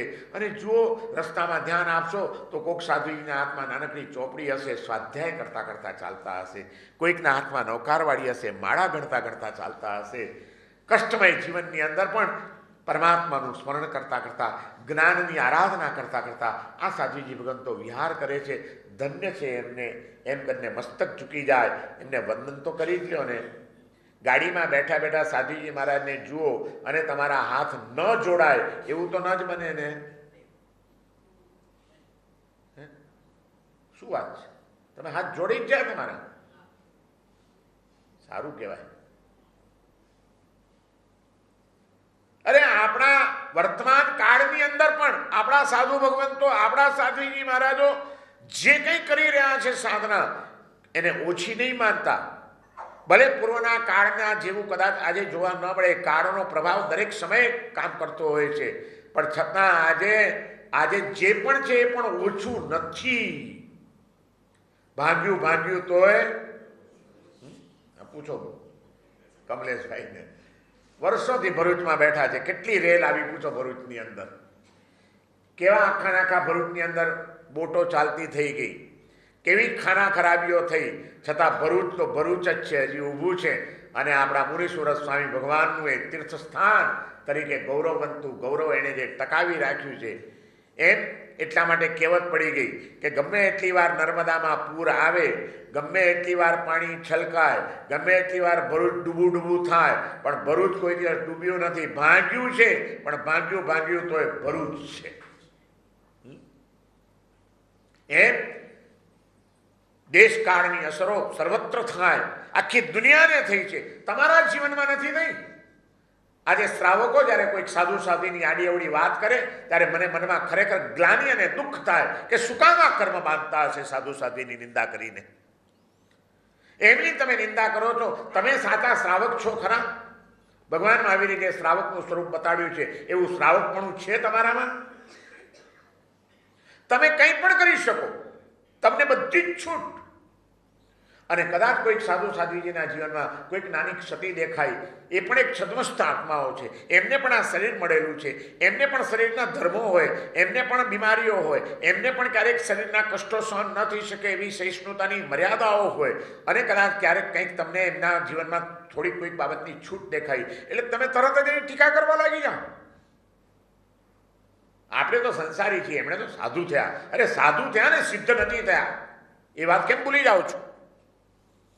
એ પણ એની દેહધારી છે, એને પણ શરીર છે, એને પણ શરીરના ધર્મો છે, એને પણ ભૂખ અને તરસ છે, એને પણ બીમારીઓ હોઈ શકે છે, અને એની પણ સહનશક્તિની મર્યાદાઓ હોઈ શકે છે. આ બધું સમજીને આપણે કેમ નથી વિચારી શકતા કે છતાં પણ કેટલું બધું કરી રહ્યા છે. સાધુ તમને ક્યારે યાદ આવે? હેમરાજભાઈ, સાધુ ક્યારે યાદ આવે? અને સવારના પોરમાં તમે સરસ મજાની તમારા હાથથી આમ મસાલાવાળી સરસ ચા બનાવી હોય, એલચી બેલચી નાખીને, અને ગરમા ગરમ ચાનો કપ લઈને ચા પીતા હો, ત્યારે ચા પીતા પીતા તરત જ સાધુ મહારાજ યાદ આવે ને? નહીં? શું વાત કરો છો કે અત્યારે અમે ગરમા ગરમ ચા પી રહ્યા છીએ, પણ આપણા સાધ્વીજી ભગવંતો સવારના 5 વાગ્યામાં 6 વાગ્યામાં વિહાર કરતા નીકળી પડ્યા હશે. હજી તો 8 વાગે 9 વાગે સ્થાને ગામે પહોંચશે, પછી ઉપાશ્રયમાં કાજો કાઢશે, પછી પાણી શોધવા નીકળશે, પછી કોકના ઘરે ગોતરી જશે અને ક્યારે ચા પીશે. અમે તો ઉઠતાની સાથે ફ્રેશ થવા માટે, તાજગી લાવવા માટે બેડ ટી, કઈ આ ગુડ ટી કોઈને પીવી જ નથી, બેડ ટી. જાત્રા કરવા જાય તો એ પહેલાં કેટરરની સાથે નક્કી કરે કે તમે શું શું આપશો, સવારના પહેલાં બેડ ટી મળવી જોઈએ. હવે એનો દાડો બેડ ન જાય તો શું થાય મને તમે કહો? સવારથી બેડથી શરૂઆત કરી હોય તો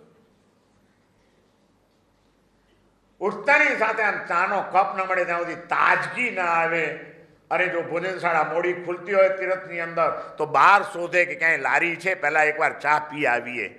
એવી અવસ્થામાં જીવનારા આપણે કોઈ દિવસ વિચાર ના આવ્યો કે 8-8 વાગ્યા સુધી, 9-9 વાગ્યા સુધી આ સાધુ સાધુજી મહારાજો વિહાર કરતા હશે, ચા નહીં મળતી હોય છતાં પ્રસન્ન ચિત્તે સવારના સ્વાધ્યાય કરતા કરતા ચાલતા હશે, પ્રભુનું નામ સ્મરણ કરતા કરતા ચાલતા હશે. કમાલ કરે છે, કેટલો વિજય મેળવ્યો છે એમણે, ધન્ય છે એમને. ચા પીતા પીતા તો સાધુ યાદ આવે કે ના આવે? નહીં, ના આવે. ઓકે, કંઈ વાંધો નહીં. બપોરે જમતી વખતે યાદ આવે કે આમ એક એક રોટલી તમારા ધર્મપત્ની આમ એક એક રોટલી ગરમ ગરમ કરીને આપતા હોય સરસ,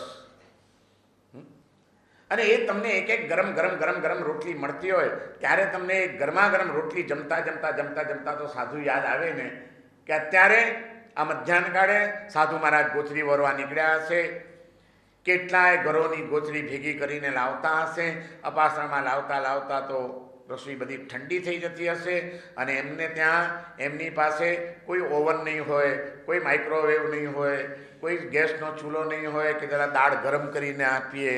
અરે મને તો જમતી વખતે પણ શરૂઆતમાં દાળ મળી ગઈ હોય પણ ભાત ખાતી વખતે પાછા ઘરવાળા કે ઉભારો ગરમ ગરમ દાળ લઈ લો. એ બીજી વખત ગરમ દાળ મળતી હોય ત્યારે અમારા સાધુ મહારાજ એ તરફણીની અંદર ઘર ઘરની જાત જાતની દાળ ભેગી કરીને પાસે પહોંચતા હશે અને માત્ર દેહને ભાડું આપવા માટે જમી લેતા હશે, વાપરતા હશે, ઠંડી ગોચરી પણ ખાઈ લેતા હશે, છતાં ક્યારેય ફરિયાદ નથી કરતા. પ્રસન્ન ચિત્તે દેહને ભાડું આપી દે છે. ધન્ય છે એ મહામુનિઓને, ધન્ય છે સાધ્વીજી મહારાજોને. એમ જમતા જમતા તો સાધુ સાધ્વી યાદ આવે ને. ક્યારે આવે મહેશભાઈ? ચા પીતા યાદ ના આવે, જમતા જમતા યાદ ના આવે, પણ પછી બહુ ગરમી હોય, સખત ગરમી, અને હવે જમવામાં મજા નથી આવતી, ગરમી એટલી છે એટલે જમતી વખતે સાથે પેપ્સી જોઈએ છે, કોક જોઈએ છે. હા, ઘણાને તો એવું કે જમતી વખતે જોઈએ જ, એના વિના. અને એમાંય જો ક્યાંક નથી ને શું કરવું, અરે પાઉંભાજી ખાવાના હોય કે પંજાબી ખાવાનું હોય તો એની સાથે કોલ્ડ ડ્રિંક્સ વિના ચાલે ભાઈ? ન ચાલે યાર. સોફ્ટ ડ્રિંક્સ ને hard mind, hot mind. Cold drinks જોઈએ અને હોટ માઇન્ડ, છતાં પાછું બધું હોય તોય. તે વખતે પણ આપણને આપણા સાધુ યાદ આવે ખરા કે આ સાધુ ભગવંતો મને આ કોલ્ડ ડ્રિંક્સ પીવા છતાં પણ મનને શાંતિ નથી મળતી, અને અમારા સાધુ સાધ્વીજી ભગવંતો ઉકાળેલું પાણી પીને પણ એમના જીવનનો કેવો સરસ મજાનો નિર્વાહ કરે છે પ્રસન્ન ચિત્તે. અને છતાં જે કોઈ આત્માઓ જાય અને ધર્મની વાત કરીને ઉપકાર કરી રહ્યા છે. ધન્ય છે એ મહામુનિઓને. કોલ્ડ ડ્રિંક્સ પીતા પીતા યાદ આવે? એ ના આવે. અને એમ કરતાં કરતાં આખો દાડો પૂરો કરીને રાતે જ્યારે તમે તમારા બેડરૂમમાં જાઓ, ડલ્લો પીલોનો ગાદલું હોય, સોફ્ટ તકિયા હોય, અને એની ઉપર તમે રૂમમાં એસી ચાલુ કરીને સૂતા હો, છતાં મગજમાં શાંતિ ન હોય અને ઊંઘ ના આવતી હોય, ત્યારે પડ્યા તો છેવટે ત્યારે તો સાધુ જ ભગવંત યાદ આવે ને, સાધ્વીજી મહારાજ યાદ આવે ને કે ઓહો, આટલી સગવડની વચ્ચે પણ મને હજી ઊંઘ નથી આવતી. અને આ સાધ્વીજી મહારાજો ઉપાશ્રયની અંદર એક પતલો સંથારો પાથરીને જમીન ઉપર બેઠા હશે, એસી નહીં હોય, પંખો નહીં હોય, છતાં પ્રસન્નતાથી નિદ્રાધીન થઈને શરીરને આરામ આપી દેતા હશે. કારણ કે સવારે પાછા 4 વાગે 5 વાગે ઉઠીને એમને પ્રતિક્રમણ કરવાનું હશે, એમને જાપ કરવાના હશે, એમને ધ્યાન કરવાનું હશે. આવી સાધના કરતા એ સાધ્વીજી ભગવંતોને કોટી કોટી વંદનો. એમ દલ્લો પીરોના ગાદલામાં પડ્યા તો વંદના કરો ને. ક્યારે યાદ આવે તમે મને કહો તો ખરા? સવારે નહીં, બપોરે નહીં, રાત્રે નહીં, રવિવારે યાદ આવે? રવિવારે બી યાદ ના આવે, રજાના દિવસે ભાઈ, કે ગૌરવ લઈએ કે અમારા જીન શાસનના આ હજારો સાધુ સાધ્વીજીઓ ગજબ જીવન જીવી રહ્યા છે. આ કળીકાળની અંદર આવું કઠોર જીવન હજી જીવનારા બધા પડ્યા છે. એની પ્રેરણા જ તો અમારા માટે જીવનનું બળ છે. તમને યાદ જ ના આવે? કેવા સાધ્વીજી ભગવંતો આપણે ત્યાં થયા છે. આજે મારે તમને એક સાધ્વીજી મહારાજનો પરિચય કરાવવો છે. આજે મેં નક્કી કર્યું, આખરે તો આ પ્રભુનો ધર્મ સૌથી વધુ ટકાવ્યો હોય તો આ મારી બહેનોએ ટકાવેલો છે. અને હંમેશા શ્રાવિકાઓનું જ મહત્વ રહ્યું છે. ભગવાન મહાવીરના સાધુઓ કેટલા હતા? અરે મહાવીરના સાધુઓ 14,000 અને સાધ્વીઓ કેટલી હતી? સાધુ 14,000 અને સાધ્વી 36,000. બહુમતી કોની રહી છે? બહેનો. શ્રાવકો કેટલા હતા અને શ્રાવિકાઓ કેટલી હતી ખબર છે? આ ધર્મ અમારી આ માતાઓએ ટકાવ્યો છે, આપણાથી નથી ટક્યો. એક વાત સમજી રાખજો, તમારા મારા કામ નથી. ધર્મને ટકાવવામાં સ્ત્રીઓનું બહુ મોટું પ્રદાન છે. અને એવા આપણા ભગવાન મહાવીરના કાળમાં પણ 36,000 સાધ્વીઓ હતી. અને એ પછી એની પરંપરામાં પણ કેવા સાધ્વીજી ભગવંતો થયા છે. એમના જીવનને જ્યારે વિચારીએ ત્યારે એમ થઈ જાય કે કયો એમનો સંયમ હશે, કેવી એમની સાધના હશે, કેવું એમનું મનોબળ હશે, અને કયા એમના આદર્શો હશે. મસ્તક ઝૂકી જાય જ્યારે એમની સાધનાનો વિચાર કરીએ ત્યારે. એવા એક સાધ્વીજી ભગવંત આ પર્વ પર્યુષણના દિવસોની અંદર આજે મારે તમને એમનો પરિચય કરાવવો છે. કદાચ મને લાગે છે કે આ 200 જણામાંથી 20 જણાએ પણ કદાચ એમનું નામ પણ નહીં સાંભળ્યું હોય એવા એક સાધ્વીજી ભગવંત, જેનો ઇતિહાસમાં અમર બની ગયા છે, જેના શાસ્ત્રોના પાને જેનું નામ નોંધાઈ ગયું છે, એવા એક સાધ્વીજી મહારાજ થઈ ગયા, જેના જીવનમાં આપણને આ કર્મનું ગણિત જોવા મળે છે કે કર્મ કેવા ખેલ ખેલે છે, કર્મની ગતિ કેટલી વિચિત્ર હોય છે, કર્મ ક્યારે પછડાટ આપે છે, કર્મ ક્યારે ઉત્થાનના માર્ગે લઈ જાય છે. આ કર્મની અકળ ગતિને સમજવી હોય તો આપણે સાધ્વી સુકુમાલિકાને સમજવા જ પડે. એ સાધ્વીજીનું નામ હતું સુકુમાલિકા. વસંતપુર નામનું એક નગર હતું અને ત્યાંના રાજાને 2 દીકરાઓ અને 1 દીકરી, 3 પરિવાર. એના 2 દીકરાઓ શસ્ત્ર વિદ્યા શાસ્ત્ર વિદ્યામાં પારંગત બનેલા છે. એકનું નામ છે સસક અને બીજાનું નામ છે ભસક. સસક અને ભસક 2 રાજકુમારો ખૂબ સંસ્કારી માતા પિતાના સંસ્કાર ઝીલીને શસ્ત્ર અને શાસ્ત્રોનું જ્ઞાન મેળવીને જીવન વ્યતીત કરી રહ્યા છે. પણ આ એક જૈન કુળમાં જન્મ લેવાની એક વિશેષતા એ રહી છે કે નાનપણથી માતા પિતા એવા મળ્યા હોય કે જે ગળથુથીમાં સંસ્કારો નાખ્યા વિના રહે નહીં બાળકને. અને એ માતા પિતાઓએ સંસ્કાર એવા નાખ્યા છે, સમજણ એવી આપી છે કે સાચો માર્ગ તો આત્મામાં ઠરવાનો છે. આ મૃગ તૃષ્ણા જેવા સંસારના સુખો દોડી દોડીને થાકી જવા, હાંફી જવાનું છે. અને જ્યારે તમે તમારા લક્ષ્ય ઉપર પહોંચો, તમને જ્યાં સુખ દેખાયું હોય ત્યાં પહોંચો, ત્યારે હાથમાં કાંઈ મળતું નથી. વળી પાછી નવી એક દોટ મૂકવા માટેની દ્રષ્ટિ ક્યાંક મંડાઈ જતી હોય છે અને માણસ જિંદગી સુધી દોડ્યા જ કરે છે, દોડ્યા જ કરે છે, દોડ્યા જ કરે છે અને છેવટે મળતું કંઈ નથી. જ્યારે આત્માના ક્ષેત્રમાં 4 ડગલા પણ માંડો, એક શાંતિનો અનુભવ થાય છે, એક દિવ્યતાનો અનુભવ થાય છે, એક પ્રસન્નતા પ્રાપ્ત થાય છે. આ સંસ્કાર લઈને ઉછરેલા સસક અને ભસક નામના 2 રાજકુમારો એ બધી જ સુખસાહેબી હોવા છતાં સંસારના સુખો એને આકર્ષી શકતા નથી. અને એમાં એક વખત જ્યારે સદગુરુનું ભેટો થઈ જાય છે ત્યારે બંને રાજકુમારો કુમારા છે અને યુવાન વયે પહોંચેલા છે. માતા પિતા હજી તો લગ્નના વિચારો કરી રહ્યા છે. ત્યાં બંને રાજકુમારો એક મહામુનિના સંપર્કમાં આવ્યા અને એ મહામુનિનું જીવન જોઈને જ એમને પ્રેરણા જાગી ગઈ કે કેવું અદ્ભુત જીવન જીવી રહ્યા છે. એટલે હું તમને કહું છું કે કમસે કમ સાધુ ન થાવ તો કંઈ વાંધો નહીં, પણ સાધુ ભગવંતોને ને સાધ્વીજી ભગવંતોને સમજો તો ખરા, એમને વિચારો તો ખરા, એમની સાધનાનું ચિંતન તો કરો કે આપણે તો કેટલી બધી સુખ સગવડ સાથે જીવી રહ્યા છીએ તમે ને હું, પણ એ તો કેવું કઠોરતા ભર્યું, સહિષ્ણુતા ભર્યું, ત્યાગ ભર્યું, તપોમય, સાધનામય, પવિત્રતામય જીવન જીવે છે. ખરેખર ધન્ય છે એમને. એમ ભાવપૂર્વકની વંદના પણ કરીએ ને તો એ પણ આપણા ઘણા બધા પાપોને ખપાવી નાખે.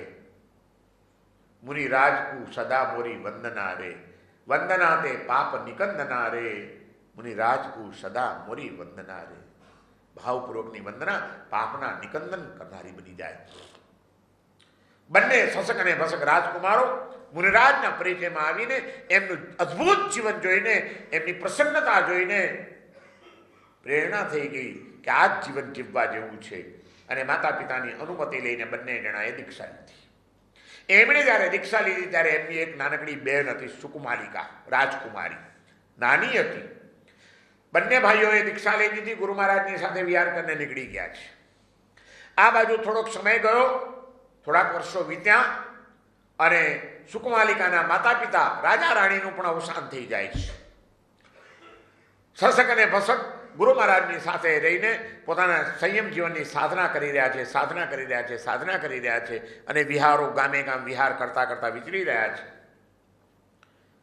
થોડાક વર્ષો નીકળી ગયા છે અને એમને પોતાની બહેન યાદ આવે છે. સમાચાર મળી ગયા છે કે માતા પિતા દેહ ત્યાગ કરી ગયા. એમને વિચાર આવે છે કે અમે દીક્ષા લીધી ત્યારે અમારી બહેન બહુ નાની હતી, માતા પિતા પણ હવે રહ્યા નથી અને હવે એ પણ યુવાન થઈ હશે, મોટી થઈ હશે, માતા પિતાનું છત્ર ગુમાવી દીધેલું છે.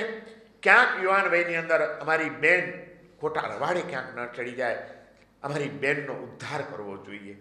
બંને ભાઈઓને પોતાની બહેન યાદ આવે છે અને વિહાર કરતા કરતા કરતા કરતા પાછા વસંતપુર નગરની અંદર પધારે છે. સુકુમાલિકાને ખબર પડે છે કે ભાઈ મહારાજો પધાર્યા છે. સુકુમાલિકા જાય છે વંદન કરવા માટે અને આ સસક અને ભસક મુનિ પોતાની એ નાનકડી બહેનને, એ રાજકુમારીને પ્રતિબોધ કરે છે કે બેન, જોજે, સુંદર રૂપ ભગવાને તને આપ્યું છે, બધી સુખ સાહેબી આપેલી છે, માતા પિતાનું છત્ર તું ગુમાવી બેઠેલી છે, અમે પણ તારું ધ્યાન રાખનારા હવે નથી રહ્યા, ક્યાંક તારું જીવન રવાડે ન ચડી જાય બેન. આ જીવન, આ મનુષ્ય ભાવ અને એમાં જૈન પરિવારમાં જન્મ મળ્યો, આવા માતા પિતાના આપણને સંસ્કાર મળ્યા બેન, ક્યાંક જિંદગી હારી ન જાય એનું ધ્યાન રાખજે બેન. આત્મકલ્યાણનો પુરુષાર્થ આ જીવનમાં કરી લેવા જેવો છે. પ્રેરણા આપી અને બેનને વૈરાગ્ય જાગ્યો અને દીક્ષા લેવા તૈયાર થાય છે. ભાઈ મહારાજ, તમારી તદ્દન વાત સાચી છે, બસ તો મને પણ દીક્ષા આપો અને મારા જીવનનો ઉદ્ધાર કરવાનો તક આપો. અને સસક અને ભસક મુનિ સુકુમાલિકાને દીક્ષા આપે છે અને સાધ્વીજી મહારાજોના સમુદાયની અંદર એમને ભેળવી દે છે. એમના ગૃહિણીની સાથે સુકુમાલિકા વિહાર કરીને નીકળી જાય છે. સસક અને ભસક મુનિ એમના રસ્તે વિહાર કરીને નીકળી જાય છે. સરસ રીતે બધું કાર્ય થઈ ગયું, પણ સુકુમાલિકા ખરેખર એવી અદ્ભુત રૂપવાન રાજકુમારી હતી. અંગ અંગમાંથી લાવણ્ય નીતરી રહ્યું છે, રૂપ રૂપનો અંબાર છે. અને કુદરતે એક બીજી ભેટ આપી દીધી છે, કોયલ કરતા પણ મીઠો એનો કંઠ છે. સાધુ જીવન સ્વીકારી લીધું, ઉપાસનામાં બેસીને શાસ્ત્રોનો સ્વાધ્યાય કરે. ગાથાઓ ગોખવાની હોય ત્યારે બોલી બોલીને ગાથાઓ ગોખાતી જાય અને એનો મધુર અવાજ, એટલી મીઠાશ અવાજમાં એ અવાજના ભણકારા ઉપાસનાની દિવાલોની બહાર નીકળે અને રસ્તા ઉપરથી નીકળતા યુવાનો સ્તબ્ધ થઈને ઊભા રહી જાય. કેટલો મીઠો અવાજ આવી રહ્યો છે, કોનો હશે આ? અને રાહ જોઈને ઊભા હોય. અને સુકુમાલિકા સાધ્વીને કાં ગોચરી વોરવા નીકળવાનું હોય, કાં બહાર ક્યાંક જવાનું હોય કાર્ય માટે નીકળે અને જ્યારે સુકુમાલિકાને જુએ, ઓહો, ભલા યુવાનો મુગ્ધ થઈ જાય છે, એની ઉપર મોહિત થઈ જાય છે. અને ધીમે ધીમે ધીમે ધીમે એ વાત એવી ફેલાતી જાય, યુવાનોનું ટોળું એની પાછળ ને પાછળ ફરતું જાય છે. સુકુમાલિકા ચિંતા કરે છે, એના ગુરુ ચિંતા કરે છે કે આને બહાર લઈને નીકળ્યા નથી અને યુવાનોનું ટોળું પાછળ મસ્કરીઓ કરતું નીકળ્યું નથી. જીવવું મુશ્કેલ, શું કરું? પણ 24 કલાક તો ઉપાસનામાં બંધાયેલા રહેવાતું નથી, જવું તો પડે જ બહાર. સ્થંડિલ જવા માટે બહાર જંગલ જવાનું હોય, ગોચરી ભરવા માટે બહાર નીકળવાનું હોય, વિહારો કરવા માટે બહાર નીકળવાનું હોય. સુકુમાલિકા બહાર નીકળે અને યુવાનોનું ટોળું એની પાછળ બસ એને જોયા જ કરે, જોયા જ કરે, મોહિત થઈને જોયા કરે. આ હા હા, શું રૂપ છે, શું લાવણ્ય છે. અને એ સાધ્વી દેરાસરમાં જાય. દેરાસરમાં જઈને ભગવાનનું ચૈત્યવંદન કરે, સ્તવન ગાય. ગુરુ મહારાજ કે, કારણ કે એટલો મધુર કંઠ હતો, દરેકને ભાવ આવે છે એ ગાય છે ત્યારે. એટલે ગુરુ મહારાજ કે, સુકુમાલિકા તમે સ્તવન ગાઓ. અને એ સ્તવન ગાય, એનું સ્તવન, એના ભાવથી બોલાતા શબ્દો, એના શબ્દોમાં અવાજમાં નીતરતી મીઠાશ, યુવાનો ડોલી ઉઠી છે. ઓહો, શું અવાજ છે! અને આ એનું રૂપ અને આ એનું સ્વર, જે બંને પુણ્યના ઉદયથી મળેલા હતા, પણ એને માટે તકલીફનું કારણ બની ગયા. કર્મના ઉદયો બહુ વિચિત્ર છે. પુણ્ય કર્મ પણ ક્યારેક પછડાટ આપનારું પણ બની શકે છે. ધ્યાન રાખજો. હરિભદ્ર સુરીજી મહારાજ કહે છે, સાવધાન રહેજો, પુણ્ય કર્મ પણ ક્યારેક તમારા માટે તકલીફ ઊભી કરી દેશે, માટે એમાં પાગલ થતા નહીં. સુકુમાલિકા ને હવે બહાર નીકળવું મુશ્કેલ થઈ ગયું, એવી હાલત થઈ ગઈ છે. જ્યારે જુઓ ત્યારે યુવાનો ઉપાસનામાં ચાલ્યા જાય તો ઓટલા ઉપર, સામેના ઘરના ઓટલા ઉપર રાહ જોઈને બેઠા હોય કલાકો સુધી યુવાનો, ક્યારે બહાર નીકળે ને ક્યારે એને જોઈએ. જોઈને હરખાય છે. અને સુકુમાલિકાને વિચાર આવે છે કે મારું આ રૂપ અનેકને કર્મબંધન કરાવનારું થઈ રહ્યું છે અને મારા જીવનને માટે જોખમી બની ગયું છે. ક્યારેક પાગલ બનેલા આ યુવાનો, હું ક્યાંક બહાર નીકળી હોઈશ અને કોઈક મારી છેડતી કરી નાખશે, કોઈક મારી ઉપર બળાત્કાર કરી નાખશે, તો મારું થશે શું?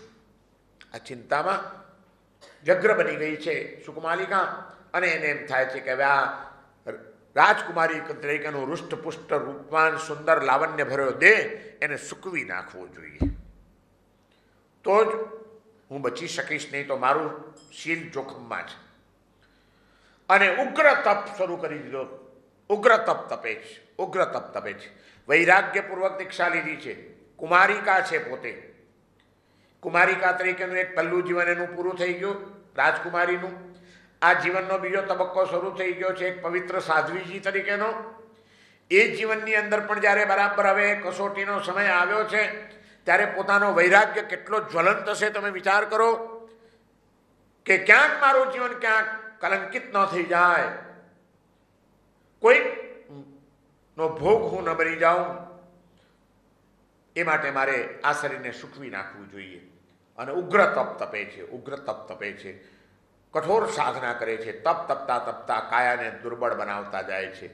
પણ કાયા દુર્બળ બને છે, રૂપ કુરૂપ થોડી થવાનું હતું. જે ગોરો ગોરો દેહ છે એ ગૌર વર્ણ થોડો કંઈ કાળો થઈ જવાનો હતો. અને ઉપરથી તપનું તેજ ભળ્યું છે, જપનું તેજ ભળ્યું છે, ધ્યાનનું તેજ ભળ્યું છે. દેહ ભલે દુર્બળ થયો છે પણ ચહેરો તેજસ્વી બન્યો છે, જગારા મારી રહ્યો છે. એક બાજુ સુંદર રૂપ અને એમાં સાધનાનું તેજ ભેગું ભળ્યું છે. પરિસ્થિતિમાં કોઈ ફરક નથી પડતો. એ જ યુવાનોના ટોળા પાછળને પાછળ, પાછળને પાછળ, પાછળને પાછળ. અને થાકી ગઈ સુકુમાલિકા, થાકી ગઈ કે હવે આ જીવન જોખમી છે મારું, અને આવું જીવન જીવવાનો શું અર્થ છે? ક્યારેક જો મારું કંઈક થઈ ગયું પસંદ, ક્યારેક જો કોઈકે મારું અહિત કરી નાખ્યું તો મારું જીવન તો કલંકિત બની જશે. અને એવું કલંકિત જીવન જીવવું એના કરતાં બહેતર છે કે હું આ દેહનો ત્યાગ કરી દઉં. વિહાર કરતા કરતા કરતા કરતા જાય છે અને એક વખત ખબર પડી કે બાજુના જ નગરમાં ભાઈ મહારાજો પધારેલા છે. ત્યારે ગુરુ મહારાજને વિનંતી કરે છે પોતાના ગુરુણીજીને કે ગુરુદેવ, હવે હું થાકી ગઈ છું. ગુરુદેવ, મારી ઈચ્છા છે ભાઈ મહારાજોની પાસે વંદન કરવા જવું છે, પધારો. ગુરુણીજી એને સમજતા હતા અને ગુરુને હંમેશા વાત્સલ્ય જ હોય. એટલે ગુરુ મહારાજ એને લઈને બાજુના શહેરમાં જાય છે. ત્યાં સશક અને ભસક મુનિ બિરાજમાન છે, એમને વંદન કરવા જાય છે. અને ત્યાં વંદન કરીને આનો દુર્બળ થઈ ગયેલો દેહ જોઈને સશક અને ભસક મુનિ, એના ભાઈ મહારાજો પૂછે છે, સાધ્વીજી આટલી બધી દુર્બળતા? અને ત્યારે વાત કરે છે કે ભાઈ મહારાજ, તમે તો ઉપકાર કર્યો, મને સંસારમાંથી ઉગારી, પ્રતિબોધિત કરી, મને આ સંયમનો માર્ગ આપ્યો, પણ ભાઈ મહારાજ, આ મારું રૂપ મારા માટે મુસીબત રૂપ બની ગયું છે. એનાથી બચવા માટે મેં તપ કર્યો અને તપના કારણે આ દુર્બળતા આવી છે. પણ હજી પરિસ્થિતિ એટલી જ મારા માટે ચિંતાજનક ચાલી રહી છે ને હવે હું થાકી ગઈ છું. હવે મારાથી લાંબુ સહન થઈ શકે એવું નથી. ભાઈ મહારાજ, એક વિનંતી કરવી છે અને એ તમારે સ્વીકારવી પડશે. કે બોલ બેન, શું છે? બસ મને અણસણ કરવાની રજા આપો. મારે હવે આ ભયભીતપણે જીવન જીવવાનું બળ હવે મારામાં નથી અને મારે કોઈ પણ જોખમ લેવા હું તૈયાર નથી. મને રજા આપો, હું અણસણ કરું. પણ એની સાથે મારી આપને એક વિનંતી છે. હું સમજું છું કે અણસણ કોઈ સહેલી ચીજ નથી. જેમ જેમ દિવસો વીતતા જશે અણસણના, ભૂખ અને તરસના કષ્ટ એવા હોય છે અને આ શરીરની સાથે આ બંને તત્વો એવા જોડાયેલા છે કે જ્યારે એ ભૂખ અને તરસ મર્યાદા વટાવી જશે ત્યારે કદાચ મારા ચિત્તની સમાધિ જોખમમાં પણ આવી શકે છે. એટલા માટે ભાઈ મહારાજ, આટલા ઉપકાર કર્યા છે, એક ઉપકાર વધારે કરો તમારી બહેનની ઉપર. હું અણસણ કરું, મારું અણસણ પૂરું ન થાય ત્યાં સુધી તમારે મારી સાથે રહેવાનું, મારી પાસે રહેવાનું, રોજ મારા ઉપાસનામાં આવીને મને નિર્યામણા કરાવવાની, મને સમાધિની પ્રાપ્તિ કરાવવાની. બસ છેલ્લી ક્ષણ સુધી તમારા દ્વારા સમાધિ પ્રાપ્ત કરતા કરતા આ મારા પ્રાણ નીકળી જાય તો હું માનીશ કે હું જીવન જીતી ગઈ. ભાઈ મહારાજ, આટલો ઉપકાર મારી ઉપર કરજો. બસ આટલી મારી વિનંતી છે. મને અણસણ આપી દો અને અણસણ પૂરું ન થાય ત્યાં સુધી તમે અહીં જ રહેશો એટલી મને ખાતરી આપો. બંને ભાઈઓએ જોઈ લીધું કે હકીકતમાં એના ગુરુડીજીએ પણ વાત કરી કે અમારી બધી સાધ્વીઓને માટે તકલીફરૂપ બની ગયું છે આ બધું. ત્યારે ભાઈ મહારાજ અનુમતિ આપે છે કે ભલે બેન, કંઈ વાંધો નહીં. તે સ્વેચ્છાએ તારા જીવનની સુરક્ષા માટે, અનેક જીવોને કર્મબંધન ન થાય એ માટે તું આ માર્ગ લઈ રહી છે. આવી મહાન બેન અમને મળી છે એનું અમને ગૌરવ છે કે આવી જાગૃત બેન અમને મળી છે. અને તારી સમાધિ માટે અમે બધું જ કરવા તૈયાર છીએ. જ્યાં સુધી તારું અણસણ પૂરું નહીં થાય આ તારા ભાઈઓ તને મૂકીને ક્યાંય નહીં જાય. અમે રોજ આવશું તારી પાસે. બેન, પ્રસન્ન રહેજે, અર્યંતનું શરણ સ્વીકારીને ચાલજે. તારા મનના અધ્યવસાયોને ક્યારે પણ નબળા પડવા દઈશ નહીં. આ દેહ અનાદિકાળથી એક એવો વળગેલો છે કે જેમ જેમ દિવસો જશે તેમ તેમ આ દેહની દુર્બળતા કદાચ તારા ચિત્તની અંદર વિકલ્પો જન્માવનારી પણ બની શકે. પણ યાદ રાખજે, આખરે આ પ્રભુનો ધર્મ દેહ અને આત્માનું ભેદજ્ઞાન સિદ્ધ કરવા માટે છે. દેહને ભલે કષ્ટ પડે, તારા મનની પ્રસન્નતાને તૂટવા ન દઈશ. બેન, અમે તારી સાથે છીએ, અમે તારી પાસે છીએ. ક્યારે પણ તું તારી જાતને એકલી ન માનીશ. આ તારા વાત્સલ્ય મૂર્તિ ગુરુડીજી એ પણ તારી સંભાળ લેશે અને અમે પણ તને રોજ સમાધિ આપવા માટે, તને માંગલિક સંભળાવવા માટે, તને દર્શન આપવા માટે અમે રોજ આવતા રહીશું, જેથી તારું મનોબળ ટકી રહે. અને સુકુમાલિકા સાધ્વીનું અણસણ શરૂ થઈ ગયું. એક પછી એક દિવસ વીતતો જાય છે. એક પછી એક દિવસ ઉપવાસ ઉપર ઉપવાસ થતા જાય છે. ઉપવાસ ઉપર ઉપવાસ થતા જાય છે. 5 ઉપવાસ, 10 ઉપવાસ, 15 ઉપવાસ, 20 ઉપવાસ, 25 ઉપવાસ. અને સુકુમાલિકા બસ ભાઈ મહારાજો રોજ આવે છે સાધ્વીજી મહારાજના ઉપાશ્રયમાં, પ્રેરણા આપતા રહે છે, એનો ઉત્સાહ વધારતા રહે છે. સમાધિ એની કેમ ટકી રહે જુએ છે કે હવે દુર્બળ થતો જાય છે દેહ. બોલવાની શક્તિ ક્ષીણ થતી રહી ગઈ છે પોતાના બેનની. ક્યારેક ભાઈ મહારાજ આવે, પોતાના બેનની આ ખુમારી, પોતાના બેનની આ સાવધાની અને દેહ ત્યાગ સુધીની તમન્ના, આ જોઈને ભાઈઓને એક બાજુ ગૌરવ જાગે છે, પણ બેનની સ્થિતિ જોઈને ક્યારેક આંખમાં જળજળિયા પણ આવી જાય છે કે કેવી મહાન બેન મળી છે અમને, કેટલું ઊંચું જીવન જીવી રહી છે. અને એમ કરતા કરતા એકવાર સવારે આવ્યા છે, 2 કલાક બેસીને સરસ મજાની બધી શાસ્ત્રની વાતો કરે છે, સરસ મજાના પદો સંભળાવે છે. એની સમાધિ અને પ્રસન્નતા કેમ ટકી રહે માટેનો પુરુષાર્થ ચાલ્યો છે. અને એ બધું કરીને ગોચરીનો સમય થયો અને ભસક મુનિ પોતાના ઉપાશ્રયમાં ચાલ્યા જાય છે. ગોચરી વરીને વાપરવા બેઠા છે અને એટલામાં અચાનક 2 સાધ્વીજી મહારાજો દોડતા આવે છે અને ભાઈ મહારાજને સમાચાર આપે છે, મહારાજ સાહેબ, સુકુમાલિકા હવે નથી રહી, એણે દેહ ત્યાગ કરી દીધો છે. આપ ગયા એ પછી અચાનક એની તબિયતે પડખું ફેરવ્યું અને એની આંખો અત્યારે મીચાઈ ગઈ છે. અમે જોયું, લગભગ હવે શ્વાસ પણ ચાલતો નથી. બહુ જ અદ્ભુત સમાધિ મરણને પ્રાપ્ત કરી ગઈ છે. ભાઈઓ જમતા હતા, વાપરતા હતા ગોચરી, પડતી મૂકી દોડતા જાય છે. જુએ છે, શાંત દેહ પડ્યો છે.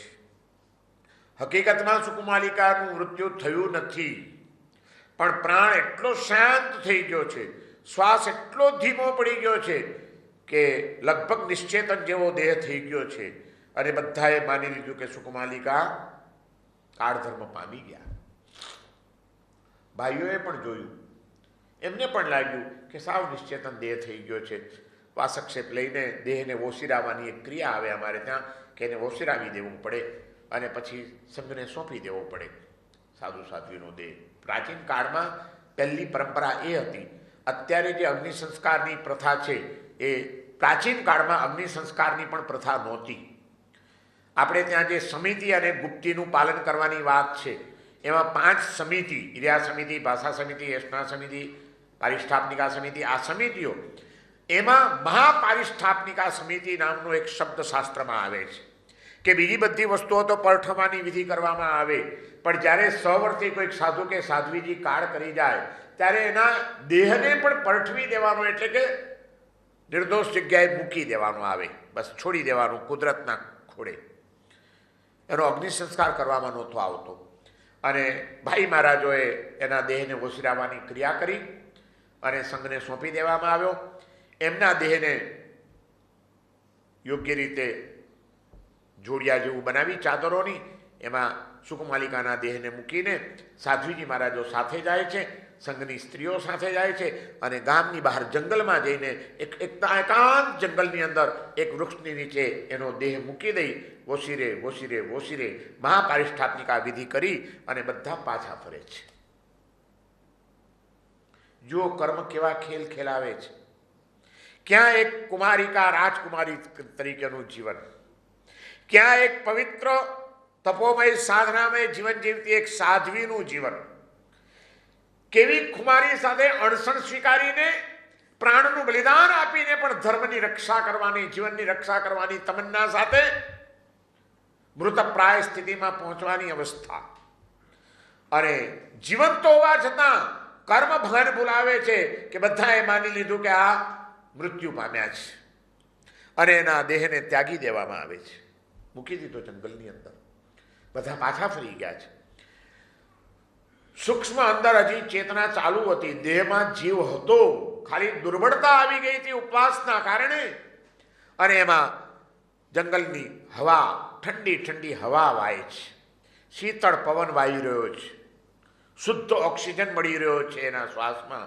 સૂક્ષ્મ જે શ્વાસ ચાલતા હતા એને જરાક ઓક્સિજન મળ્યો અને ઓક્સિજન મળતા ધીમે ધીમે શ્વાસોશ્વાસ પાછા થોડાક તેજ થયા છે, પણ હજી પોતે એમને એમ પડ્યા છે.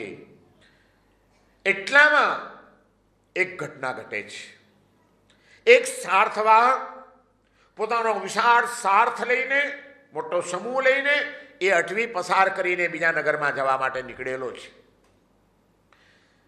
રસ્તામાં પાણી ખૂટી ગયું છે અને પાણીની જરૂર પડી છે. ત્યારે સાર્થવા એના સેવકોને કહે છે કે જાઓ, ચારે બાજુ ફરી આવો અને ક્યાંય પણ કોઈ તળાવડી મળી જાય, ક્યાંય કોઈ ઝરણું મળી જાય તો આ પાણી ભરી લાવો. અને એના માણસો નીકળ્યા છે. પાણીની શોધમાં નીકળેલા એના માણસો ફરતા ફરતા ફરતા ફરતા અહીં આવી ચડે છે. ત્યાં એમણે જોયું કે કોઈક ઝાડની નીચે કોઈક સ્ત્રી સૂતેલી છે.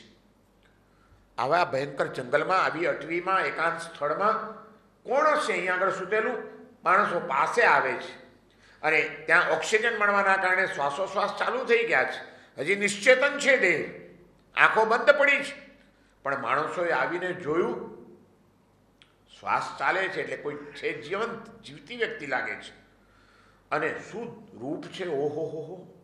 મોઢાનું તેજ એટલું હતું, રૂપ એવું હતું.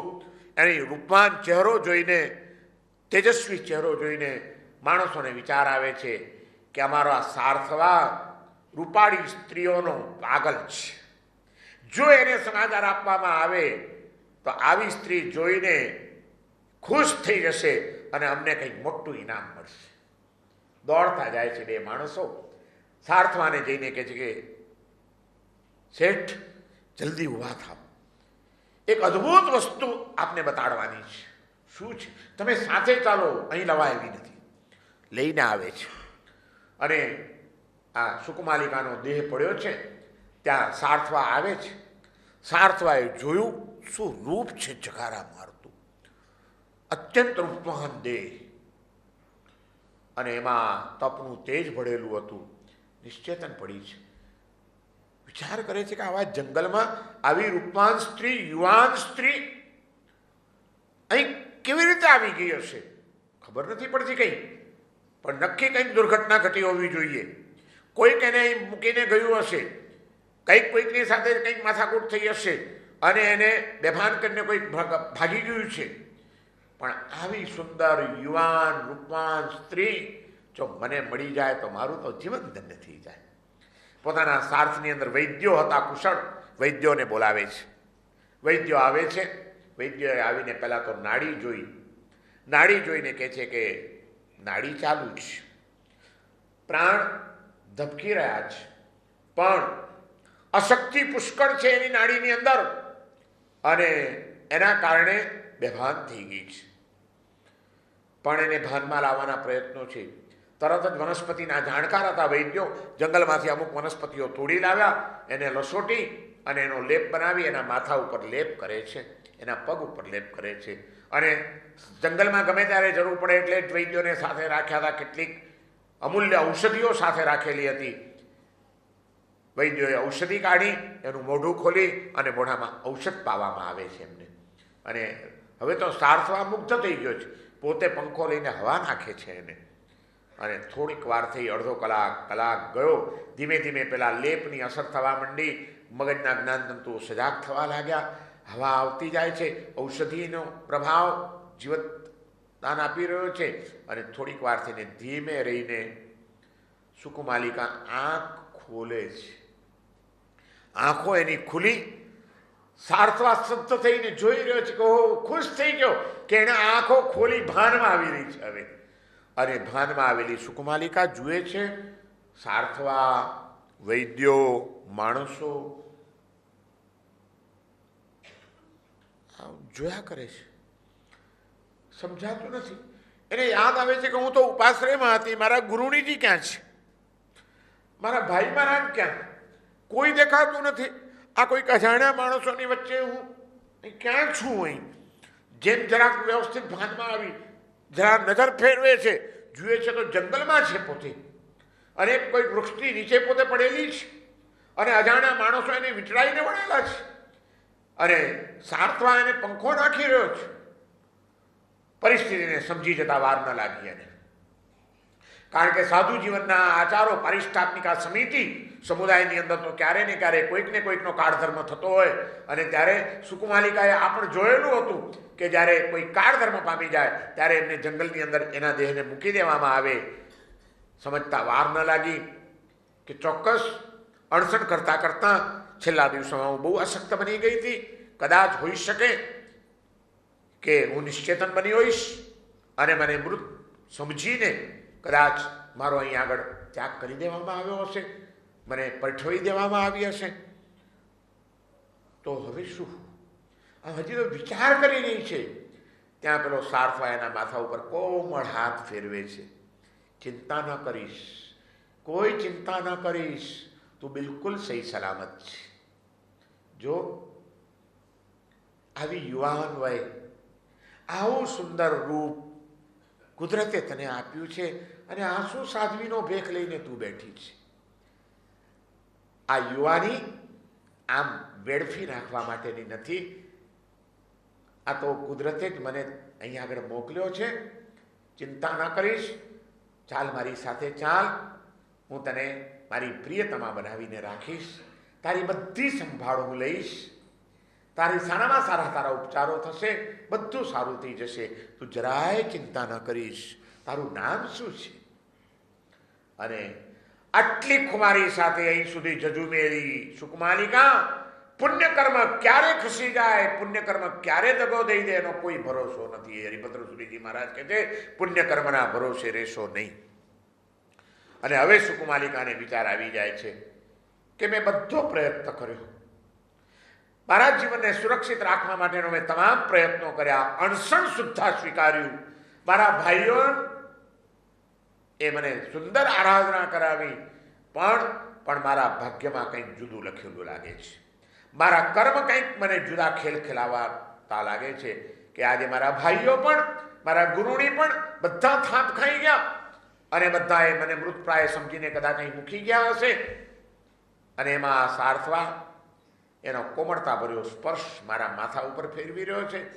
અને મને કહે છે કે આ જીવન વેડફી નાખવાનું નથી, એને સુખથી ભરપૂર બનાવ, હું તને બધા સુખ આપવા તૈયાર છું, તું આજથી મારી પ્રિયતમા છે. હશે મારા કર્મમાં એવું જ લખેલું છે તો કાંઈ નહીં, હવે જે થાય તે થવા દો, બસ. અને એણે સ્વીકારી લીધું. તમે જુઓ કઈ ખુમારી હતી એની. પણ ગમે તેવો આત્મા હોય, કર્મ ક્યારેક પછડાટ આપી જાય છે. કર્મને પરાધીન આત્મા એનો કોઈ વાંક નથી. પ્રયત્ન બધા જ કર્યા, પણ છતાં કંઈક કર્મ જ એવા નિકાચિત હશે, કોઈ ભોગાવલી કર્મ હશે કે આજે એને ફરીથી પાછું અને સારથવા એને લઈ જાય છે, રથમાં બેસાડી દે છે, પોતાના હવેલી ઉપર લઈ જાય છે. રાજવૈદ્યો દ્વારા એની સરસ બધી ઉપચારો ચાલે છે, અને બાકી કંઈ બીમારી તો હતી જ નહીં. સારા સારા પૌષ્ટિક ભોજનો એને આપવામાં આવે છે વૈદ્યોની સલાહ પ્રમાણે, અને ધીમે ધીમે એનું શરીર પાછું ભરાવા લાગ્યું, હૃષ્ટપુષ્ટ થઈ ગયું છે. અને હૃષ્ટપુષ્ટ અને શક્તિશાળી બનેલો એનો દેહ હવે સારથવા એને પોતાની પત્ની બનાવીને બસ એની સાથે સંસારના સુખો ભોગવવાના શરૂ કરે છે.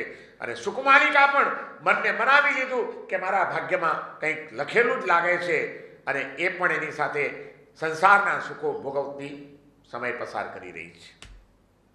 જો આ ત્રીજું જીવન આવ્યું, પેલું કુમારિકા તરીકેનું, પછી સાધ્વી તરીકેનું, અને હવે સારથવાની પત્ની તરીકેનું. કર્મ ક્યારે શું રંગ બદલે એની કંઈક ખબર છે. સારથવાની પત્ની તરીકે બસ આનંદ પ્રમોદ સાથે જીવન જીવી રહી છે, પણ અંદરમાં પડેલો પેલો સંસ્કાર એ તો ગયો નથી.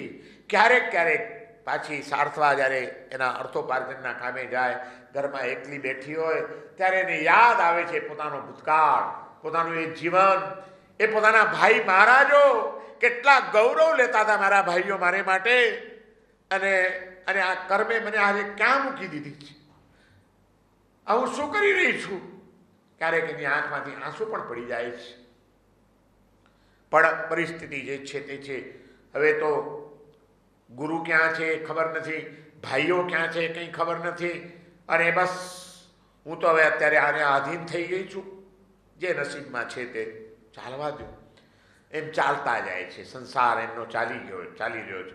આ બાજુ બંને ભાઈ મહારાજોએ એના બહેનના અંતિમ દિવસો જોયા છે, એની અદ્ભુત સમાધિનું દર્શન કર્યું છે, એની ગજબની ખુમારીના દર્શન કર્યા છે. અને એને જ્યારે કાળધર્મ પામેલી સમજી લીધી ત્યારે ભાઈઓને એટલો આઘાત લાગ્યો કે આવી મહાન બહેન અમને મળી હતી કે જીવનની રક્ષા માટે જે છેલ્લે સુધી ઝઝૂમતી રહી, અને એ અમારી બહેન ચાલી ગઈ. અમારાથી નાની પણ અમારાથી પહેલા ચાલી ગઈ, પણ અમારા માટે કેટલી મોટી પ્રેરણા આપીને ગઈ છે. આવી બહેન ગયાનું દુઃખ બંને ભાઈઓના હૃદયમાં એટલું છે કે હવે એમને પણ ક્યાંય બીજો કોઈ રસ રહ્યો નથી. એમણે વિચાર કર્યો કે એણે જેમ તપ અને ત્યાગનો માર્ગ સ્વીકાર્યો હતો, એ તપ અને ત્યાગનો માર્ગ એ જ અમારો માર્ગ હવે બની રહ્યો. અને સશક અને ભસક મુનિ ઉગ્ર તપ તપે છે, ધ્યાનમાં સમય વિતાવે છે, સાધનામય જીવન બની ગયું છે. અને એમ કરતા કરતા કરતા કરતા બંને ભાઈઓએ તપીને કાયાને સાવ હાડ પિંજર જેવી દુર્બળ બનાવી નાખી છે. એકદમ શુક્લકડી થઈ ગયા છે બંને રાજકુમારો પણ, અને સાધના કરી રહ્યા છે. ઘણી વખત પોતાની બહેન યાદ આવતી જાય છે, બહેનનું સ્મરણ કરીને વળી પ્રેરણા પ્રાપ્ત કરતા રહે છે, અને વિહાર કરતા કરતા કરતા કરતા કર્મને હજી તો નાચ નચાવવાના બાકી છે. વિહાર કરતા કરતા કરતા કરતા પાછા એ જ નગરમાં આવે છે જ્યાં આગળ સારથવાની પત્ની બનીને સુકુમાલિકા જીવન જીવી રહી છે. બપોરનો સમય થયો છે. આજે તપશ્ચર્યાનું પારણું છે. સશક અને ભસક મુનિ ગોચરી વહોરવા માટે નીકળે છે, અને કર્મ ક્યારે ક્યાં કોનો શું ભેટો કરાવી દે, કયા ઋણાનુબંધ કેવી રીતે જાગૃત થઈ જાય કંઈ ખબર નથી. પાછા એ ઋણાનુબંધ તો હજી બાકી જ રહ્યા છે. સશક અને ભસક મુનિ ફરતા ફરતા એ જ સારથવાને ત્યાં ગોચરી વરવા માટે આવી જાય છે. જુઓ હવે ચોથો તબક્કો શરૂ થાય છે. હવે આવ્યા, ધર્મલાભ આપીને દાખલ થયા. પોતે સાધ્વી તરીકે અનેકવાર ગોચરી વરવા ગયેલી છે સુકુમાલિકા. સાધુના આચારોની પણ એને ખબર છે. અને એમાં ધર્મલાભ આપીને મુનિરાજ પધાર્યા એટલે એને યાદ આવી ગયું કે મુનિરાજને વરાવાનો લાભ કેટલો મોટો હોય છે. અને એ મેં અનુભવેલો છે કે કેટલા ભાવથી શ્રાવકો ગોચરી વરાવતા હોય છે. હું તો અભાગણી આવું પવિત્ર જીવન મળ્યા પછી પણ પાછી સંસારમાં આવી ગઈ છું, પણ આજે કોઈક મુનિરાજના પાત્રામાં ગોચરી વરાવવાનો લાભ મને મળશે. આ રૂહાણા એના ખડા થઈ ગયા છે. પધારો મુનિરાજ, પધારો. અને મુનિરાજ અંદર દાખલ થયા. વર્ષો વીતી ગયા છે. સુકુમાલિકા રૂષ્ટપુષ્ટ થઈ ગઈ છે. મહામુનિઓ દુર્બળ થઈ ગયા છે. કોઈ કોઈને ઓળખી શકે એવી સ્થિતિ નથી. અને ભોજન માટે મુનિરાજે પાત્રું કાઢ્યું. સુકુમાલિકા એમના પાત્રામાં વરાવી રહી છે ગોચરી.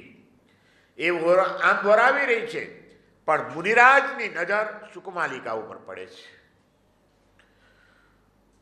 એનો ચહેરો ભાઈઓને તરત જ પોતાની બહેન યાદ આવે છે. એને તો એમ જ છે કે બહેન તો મૃત્યુ પામી ગઈ છે, પણ સુકુમાલિકાને જોઈને એને એમ થાય છે કે ઓહો, અસલ અમારી બહેનની જેવો જ આનો ચહેરો છે.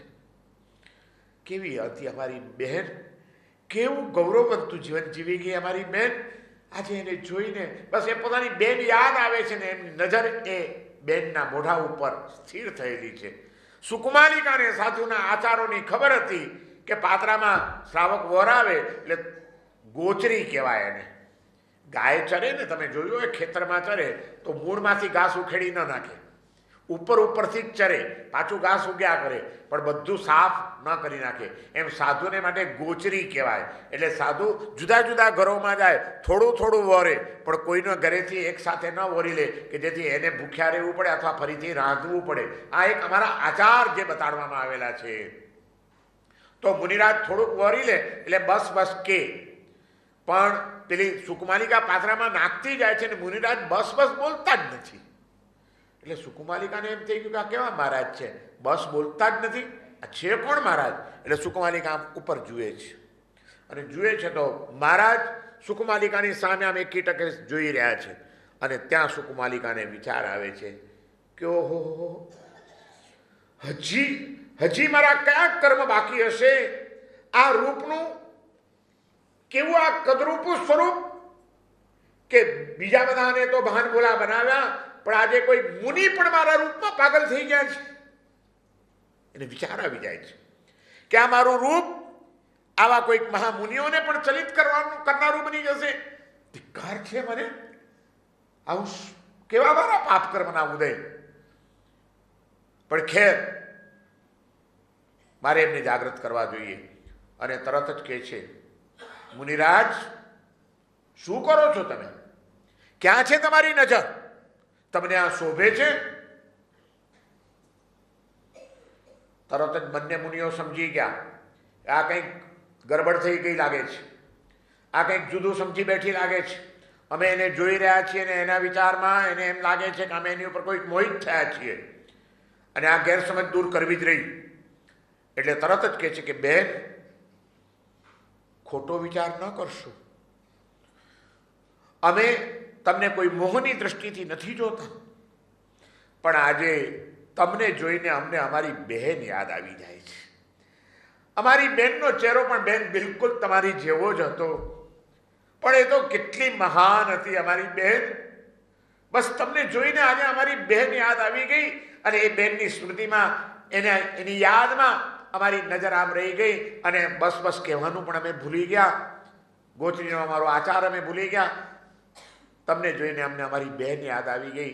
પણ એ તો એક સાધ્વી હતી, સુખ ખુમારી સાથે જીવન જીવતી હતી. અને એના જીવનમાં જ્યારે તકલીફો ઊભી થઈ ત્યારે એણે યુવાન વયની અંદર અણસણ સ્વીકારવાનો માર્ગ સ્વીકાર્યો અને એ કાળ ધર્મ પામી ગયા. એને તો અમારે વિસર્જિત કરી દેવી પડી. પણ આજે ઘણા વર્ષો પછી તમને જોઈને અમને અમારી બહેન યાદ આવી ગઈ છે અને એટલે અમારી આંખો સ્થિર થઈ ગઈ છે. બેન, ખોટો વિચાર ન કરશો. એમ બેન કરતા કહેતા તો ભાઈની આંખમાં આંસુ. સુકુમાલિકા સ્તબ્ધ થઈ ગઈ છે. કાપો તો લોહી ન નીકળે, એને એમ લાગે છે કે ધરતી જગ્યા આપે તો સમાઈ જાવ. પણ પાક્કું સમજવા દો. એટલે પૂછે છે કે મુનિરાજ, આટલી મહાન હતી તમારી બેન, તો શું થયું એનું, અને કેવી રીતે, કોણ હતી, એને શું કર્યું? તમે થોડીક માંડીને વાત કરો ને મને, તો મને પણ કંઈક પ્રેરણા મળે. અને ત્યારે મુનિઓ એને વાત કરે છે કે અમારી બહેન તો એક રાજકુમારી હતી, સુકુમાલિકા.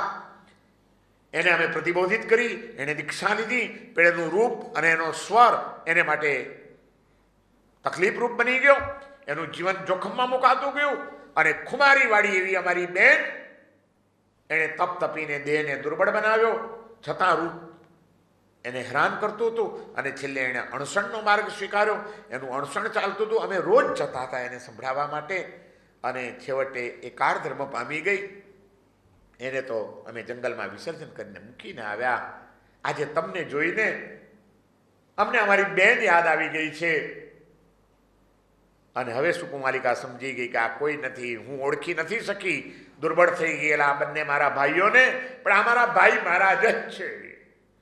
અને ધ્રુસકે ને ધ્રુસકે સુકુમાલિકા ત્યાં રડતી જાય છે અને કહે છે કે મુનિરાજ, ભાઈ મહારાજ, તમે જેનું ગૌરવ લો છો, તમે કહો છો કે અમારી બેન મહાન હતી, એ અભાગણી તમારી બેન તમારી સામે ઊભી છે. તમે એને મહાન કહો છો. મારા પાપ કર્મનો ઉદય આજે મને એને આ સ્થિતિમાં મૂકી છે. હું જ છું સુકુમાલિકા, ભાઈ મહારાજ, હું જ છું સુકુમાલિકા. ક્ષમા કરો, મારા અપરાધને ક્ષમા કરો. તમે ગૌરવ લો છો અને હું આ એક સંસારનું જીવન જીવી રહી છું. ભાઈ મહારાજ, આ શું થઈ ગયું? ચોધાર આંસુ ચાલતા જાય છે. ભાઈઓ સાંભળીને સ્તબ્ધ થઈ ગયા છે. ભાઈઓની આંખમાં આંસુ, બંને ભાઈની આંખમાંથી દડ દડ દડ દડ આંસુ કે અમારી બેન સુકુમાલિકા. અને અહીં અરે કઈ કુમારી સાથે એને અણસણ કર્યું હતું? સુકુમાલિકાની આંખમાંથી આંસુ ચાલ્યા જાય છે કે કેવા મારા કર્મના ઉદય. આવા ભાઈઓ મળવા છતાં, અને જે ભાઈઓ હજી પણ એનું ગૌરવ લઈને મારા નામનું જીવન જીવી રહ્યા છે ને સાધનાના માર્ગે વળી ગયા છે, અને એમની આ બેન થઈને મેં મનમાં આ વાત સ્વીકારી લીધી. મેં આ શું કર્યું? પગમાં પડી જાય છે. ભાઈ મહારાજ, તમારી આ બેનનો ઉદ્ધાર કરો. એ જ અભાગણી બેન સુકુમાલિકા હું પોતે જ છું. એમ કહીને હવે પોતાની વાત કરે છે કે તમે તો જંગલમાં છોડીને ચાલ્યા ગયા હતા. હું મરી નહોતી ગઈ, હું ખાલી બેભાન બનેલી હતી. હવાથી મારા શ્વાસોશ્વાસ પાછા પ્રજ્વલિત થયા, એમાં સાર્થવા આવ્યો. એમના વૈદ્યોએ મારા ઉપચારો કર્યા અને મને એમણે સ્વીકારી. મને એમણે કીધું કે તું મારી પત્ની બનીને તારે રહેવાનું છે. અને મારા મનમાં વિચાર આવી ગયો કે હશે મારા કંઈક કર્મ, મેં બધા જ પ્રયત્નો કર્યા છતાં મારા કર્મમાં કંઈક હશે કે જેથી મારે, અને મેં આ વાત સ્વીકારી લીધી. અને ત્યારથી હું એની પત્ની તરીકેનું જીવન જીવી રહી છું. પણ આજે આપ પધાર્યા છો, મને એમ લાગે છે કે આ કુદરતનો જ કોઈક સંકેત છે. મારા કોઈક ભોગાવલી કર્મ હશે, એ પણ હવે કદાચ ભોગવાઈ ગયા હશે. મુનિરાજ, ફરીથી મારો ઉદ્ધાર કરો, મને દીક્ષા આપો. અને ત્યાં મુનિરાજ સ્તબ્ધ થઈ ગયા છે. કોઈને બોલવાનો હિંમત નથી, કોઈના મોઢામાંથી એક શબ્દ નીકળી શકે ન. ધારેલી બધી ઘટનાઓ બની ચૂકી છે અહીંયા આગળ. અને ત્યારે મુનિરાજ થોડીક હિંમત ભેગી કરીને, પેલા સાર્થવા પણ ત્યાં જ છે, મોરાવામાં ભેગો જ છે. સાર્થવા આખી ઘટના સાંભળીને સમજી જાય છે કે એક મહાન પવિત્ર સાધ્વી જે આ કુમારી સાથે જીવી હતી, કારણ કે ભાઈ મહારાજે આખું એનું વર્ણન કર્યું હતું. અને એને મને પત્ની તરીકે મેં એને રાખી. પણ હવે એની આંખના આંસુ, મને નથી લાગતું કે આ સંસારની અંદર શાંતિથી એક પણ દિવસ વિતાવી શકે. અને એણે મને આટલું બધું જો સુખ આપ્યું છે, તો મારે પણ એના સુખનો વિચાર કરવો જ જોઈએ.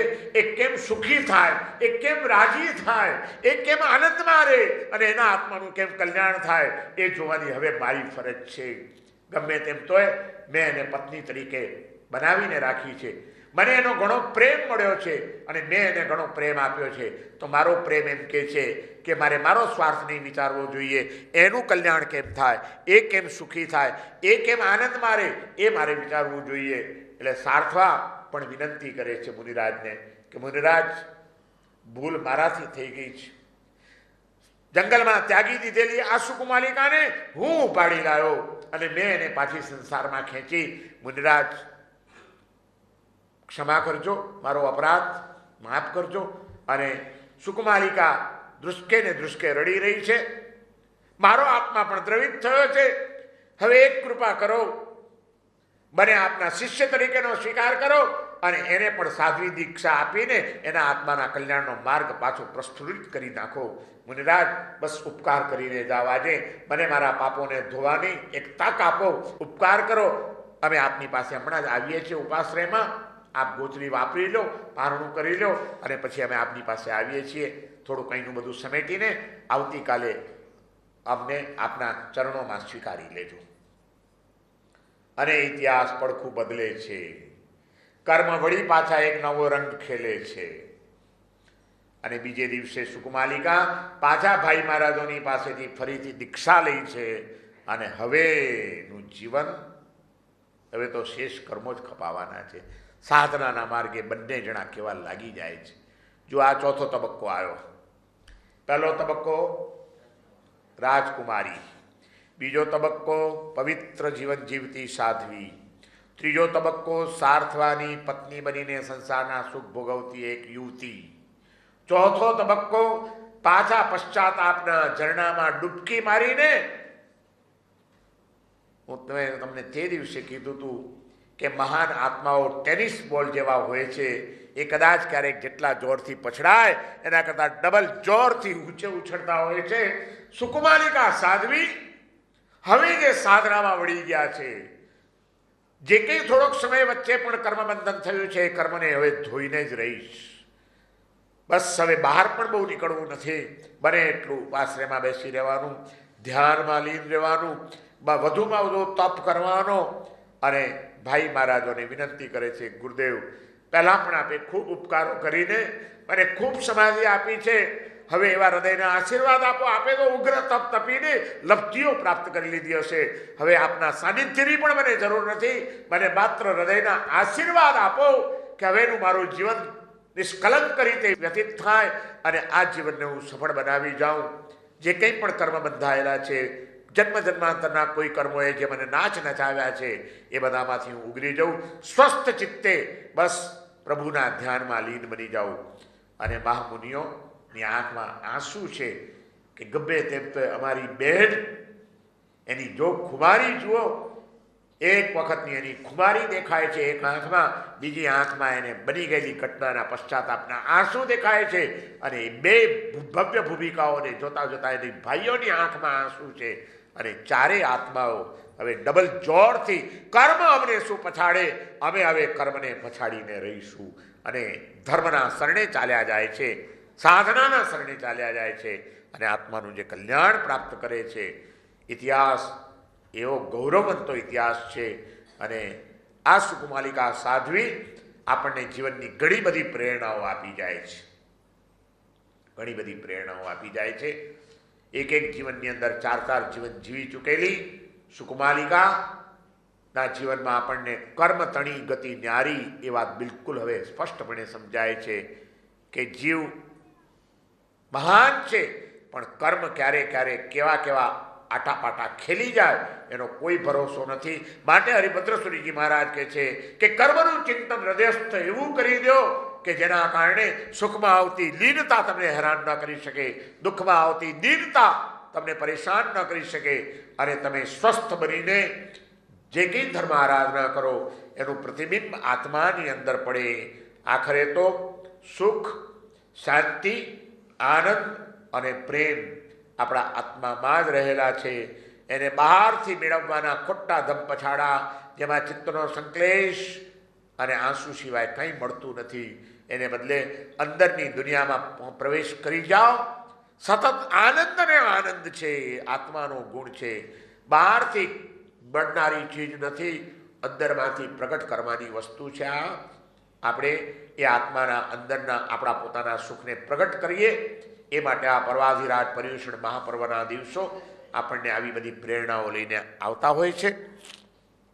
આજના આ છઠ્ઠા દિવસે 5 દિવસ આપણે મહામુનિઓને વંદનાઓ કરી, આજે એક પવિત્ર સાધ્વીજીને વંદના આપણે કરવાની છે કે સુકુમાલિકાનો આત્મા કેટલો મહાન હશે, કેવો દિવ્ય હશે, એના જીવનના આ એક એક પ્રસંગો કેવા રોમાંચક પ્રસંગો છે, અને એ બધા મનામાંથી પસાર થઈને પણ આખરે આત્માને માર્ગે ડગ માંડીને આત્માના ઉચ્ચતમ સુખોનો અનુભવ કરનાર એ સુકુમાલિકા મહાન એક પવિત્ર સાધ્વી, એ સાધ્વીજીના દિવ્ય આત્માને આપણે કોટી કોટી વંદન કરીએ અને એમને એક જ વિનંતી કરીએ કે તમારા જેવી જાગૃતિ અમારામાં પણ પ્રગટે એવી અમને શક્તિ આપજો, એવા અમને આશીર્વાદ આપજો. તમારો આત્મા જ્યાં હોય ત્યાં વધુ ને વધુ સદગતિના માર્ગે, કલ્યાણના માર્ગે સતત પ્રયાસ ચાલુ જ હશે એનું. પણ તમે ખૂબ આગળ વધી ગયા છો, ભલે અમે તમારાથી પાછળ છીએ, પણ જરા ક્યારેક પાછળ નજર નાખજો. માત્ર તમારી એક કૃપા દ્રષ્ટિ પણ અમારા આત્માનું કલ્યાણ કરનારી બની જશે. બસ અમને શક્તિ આપો, અમને આશીર્વાદ આપો, અમને બળ આપો કે અમે પણ તમારી જેમ ખુમારી સાથે, જાગૃતિ સાથે અને કર્મની સામે યુદ્ધ માંડીને અમે વિજયી બની શકીએ અને અમારા આત્મામાં જ સુખ છે.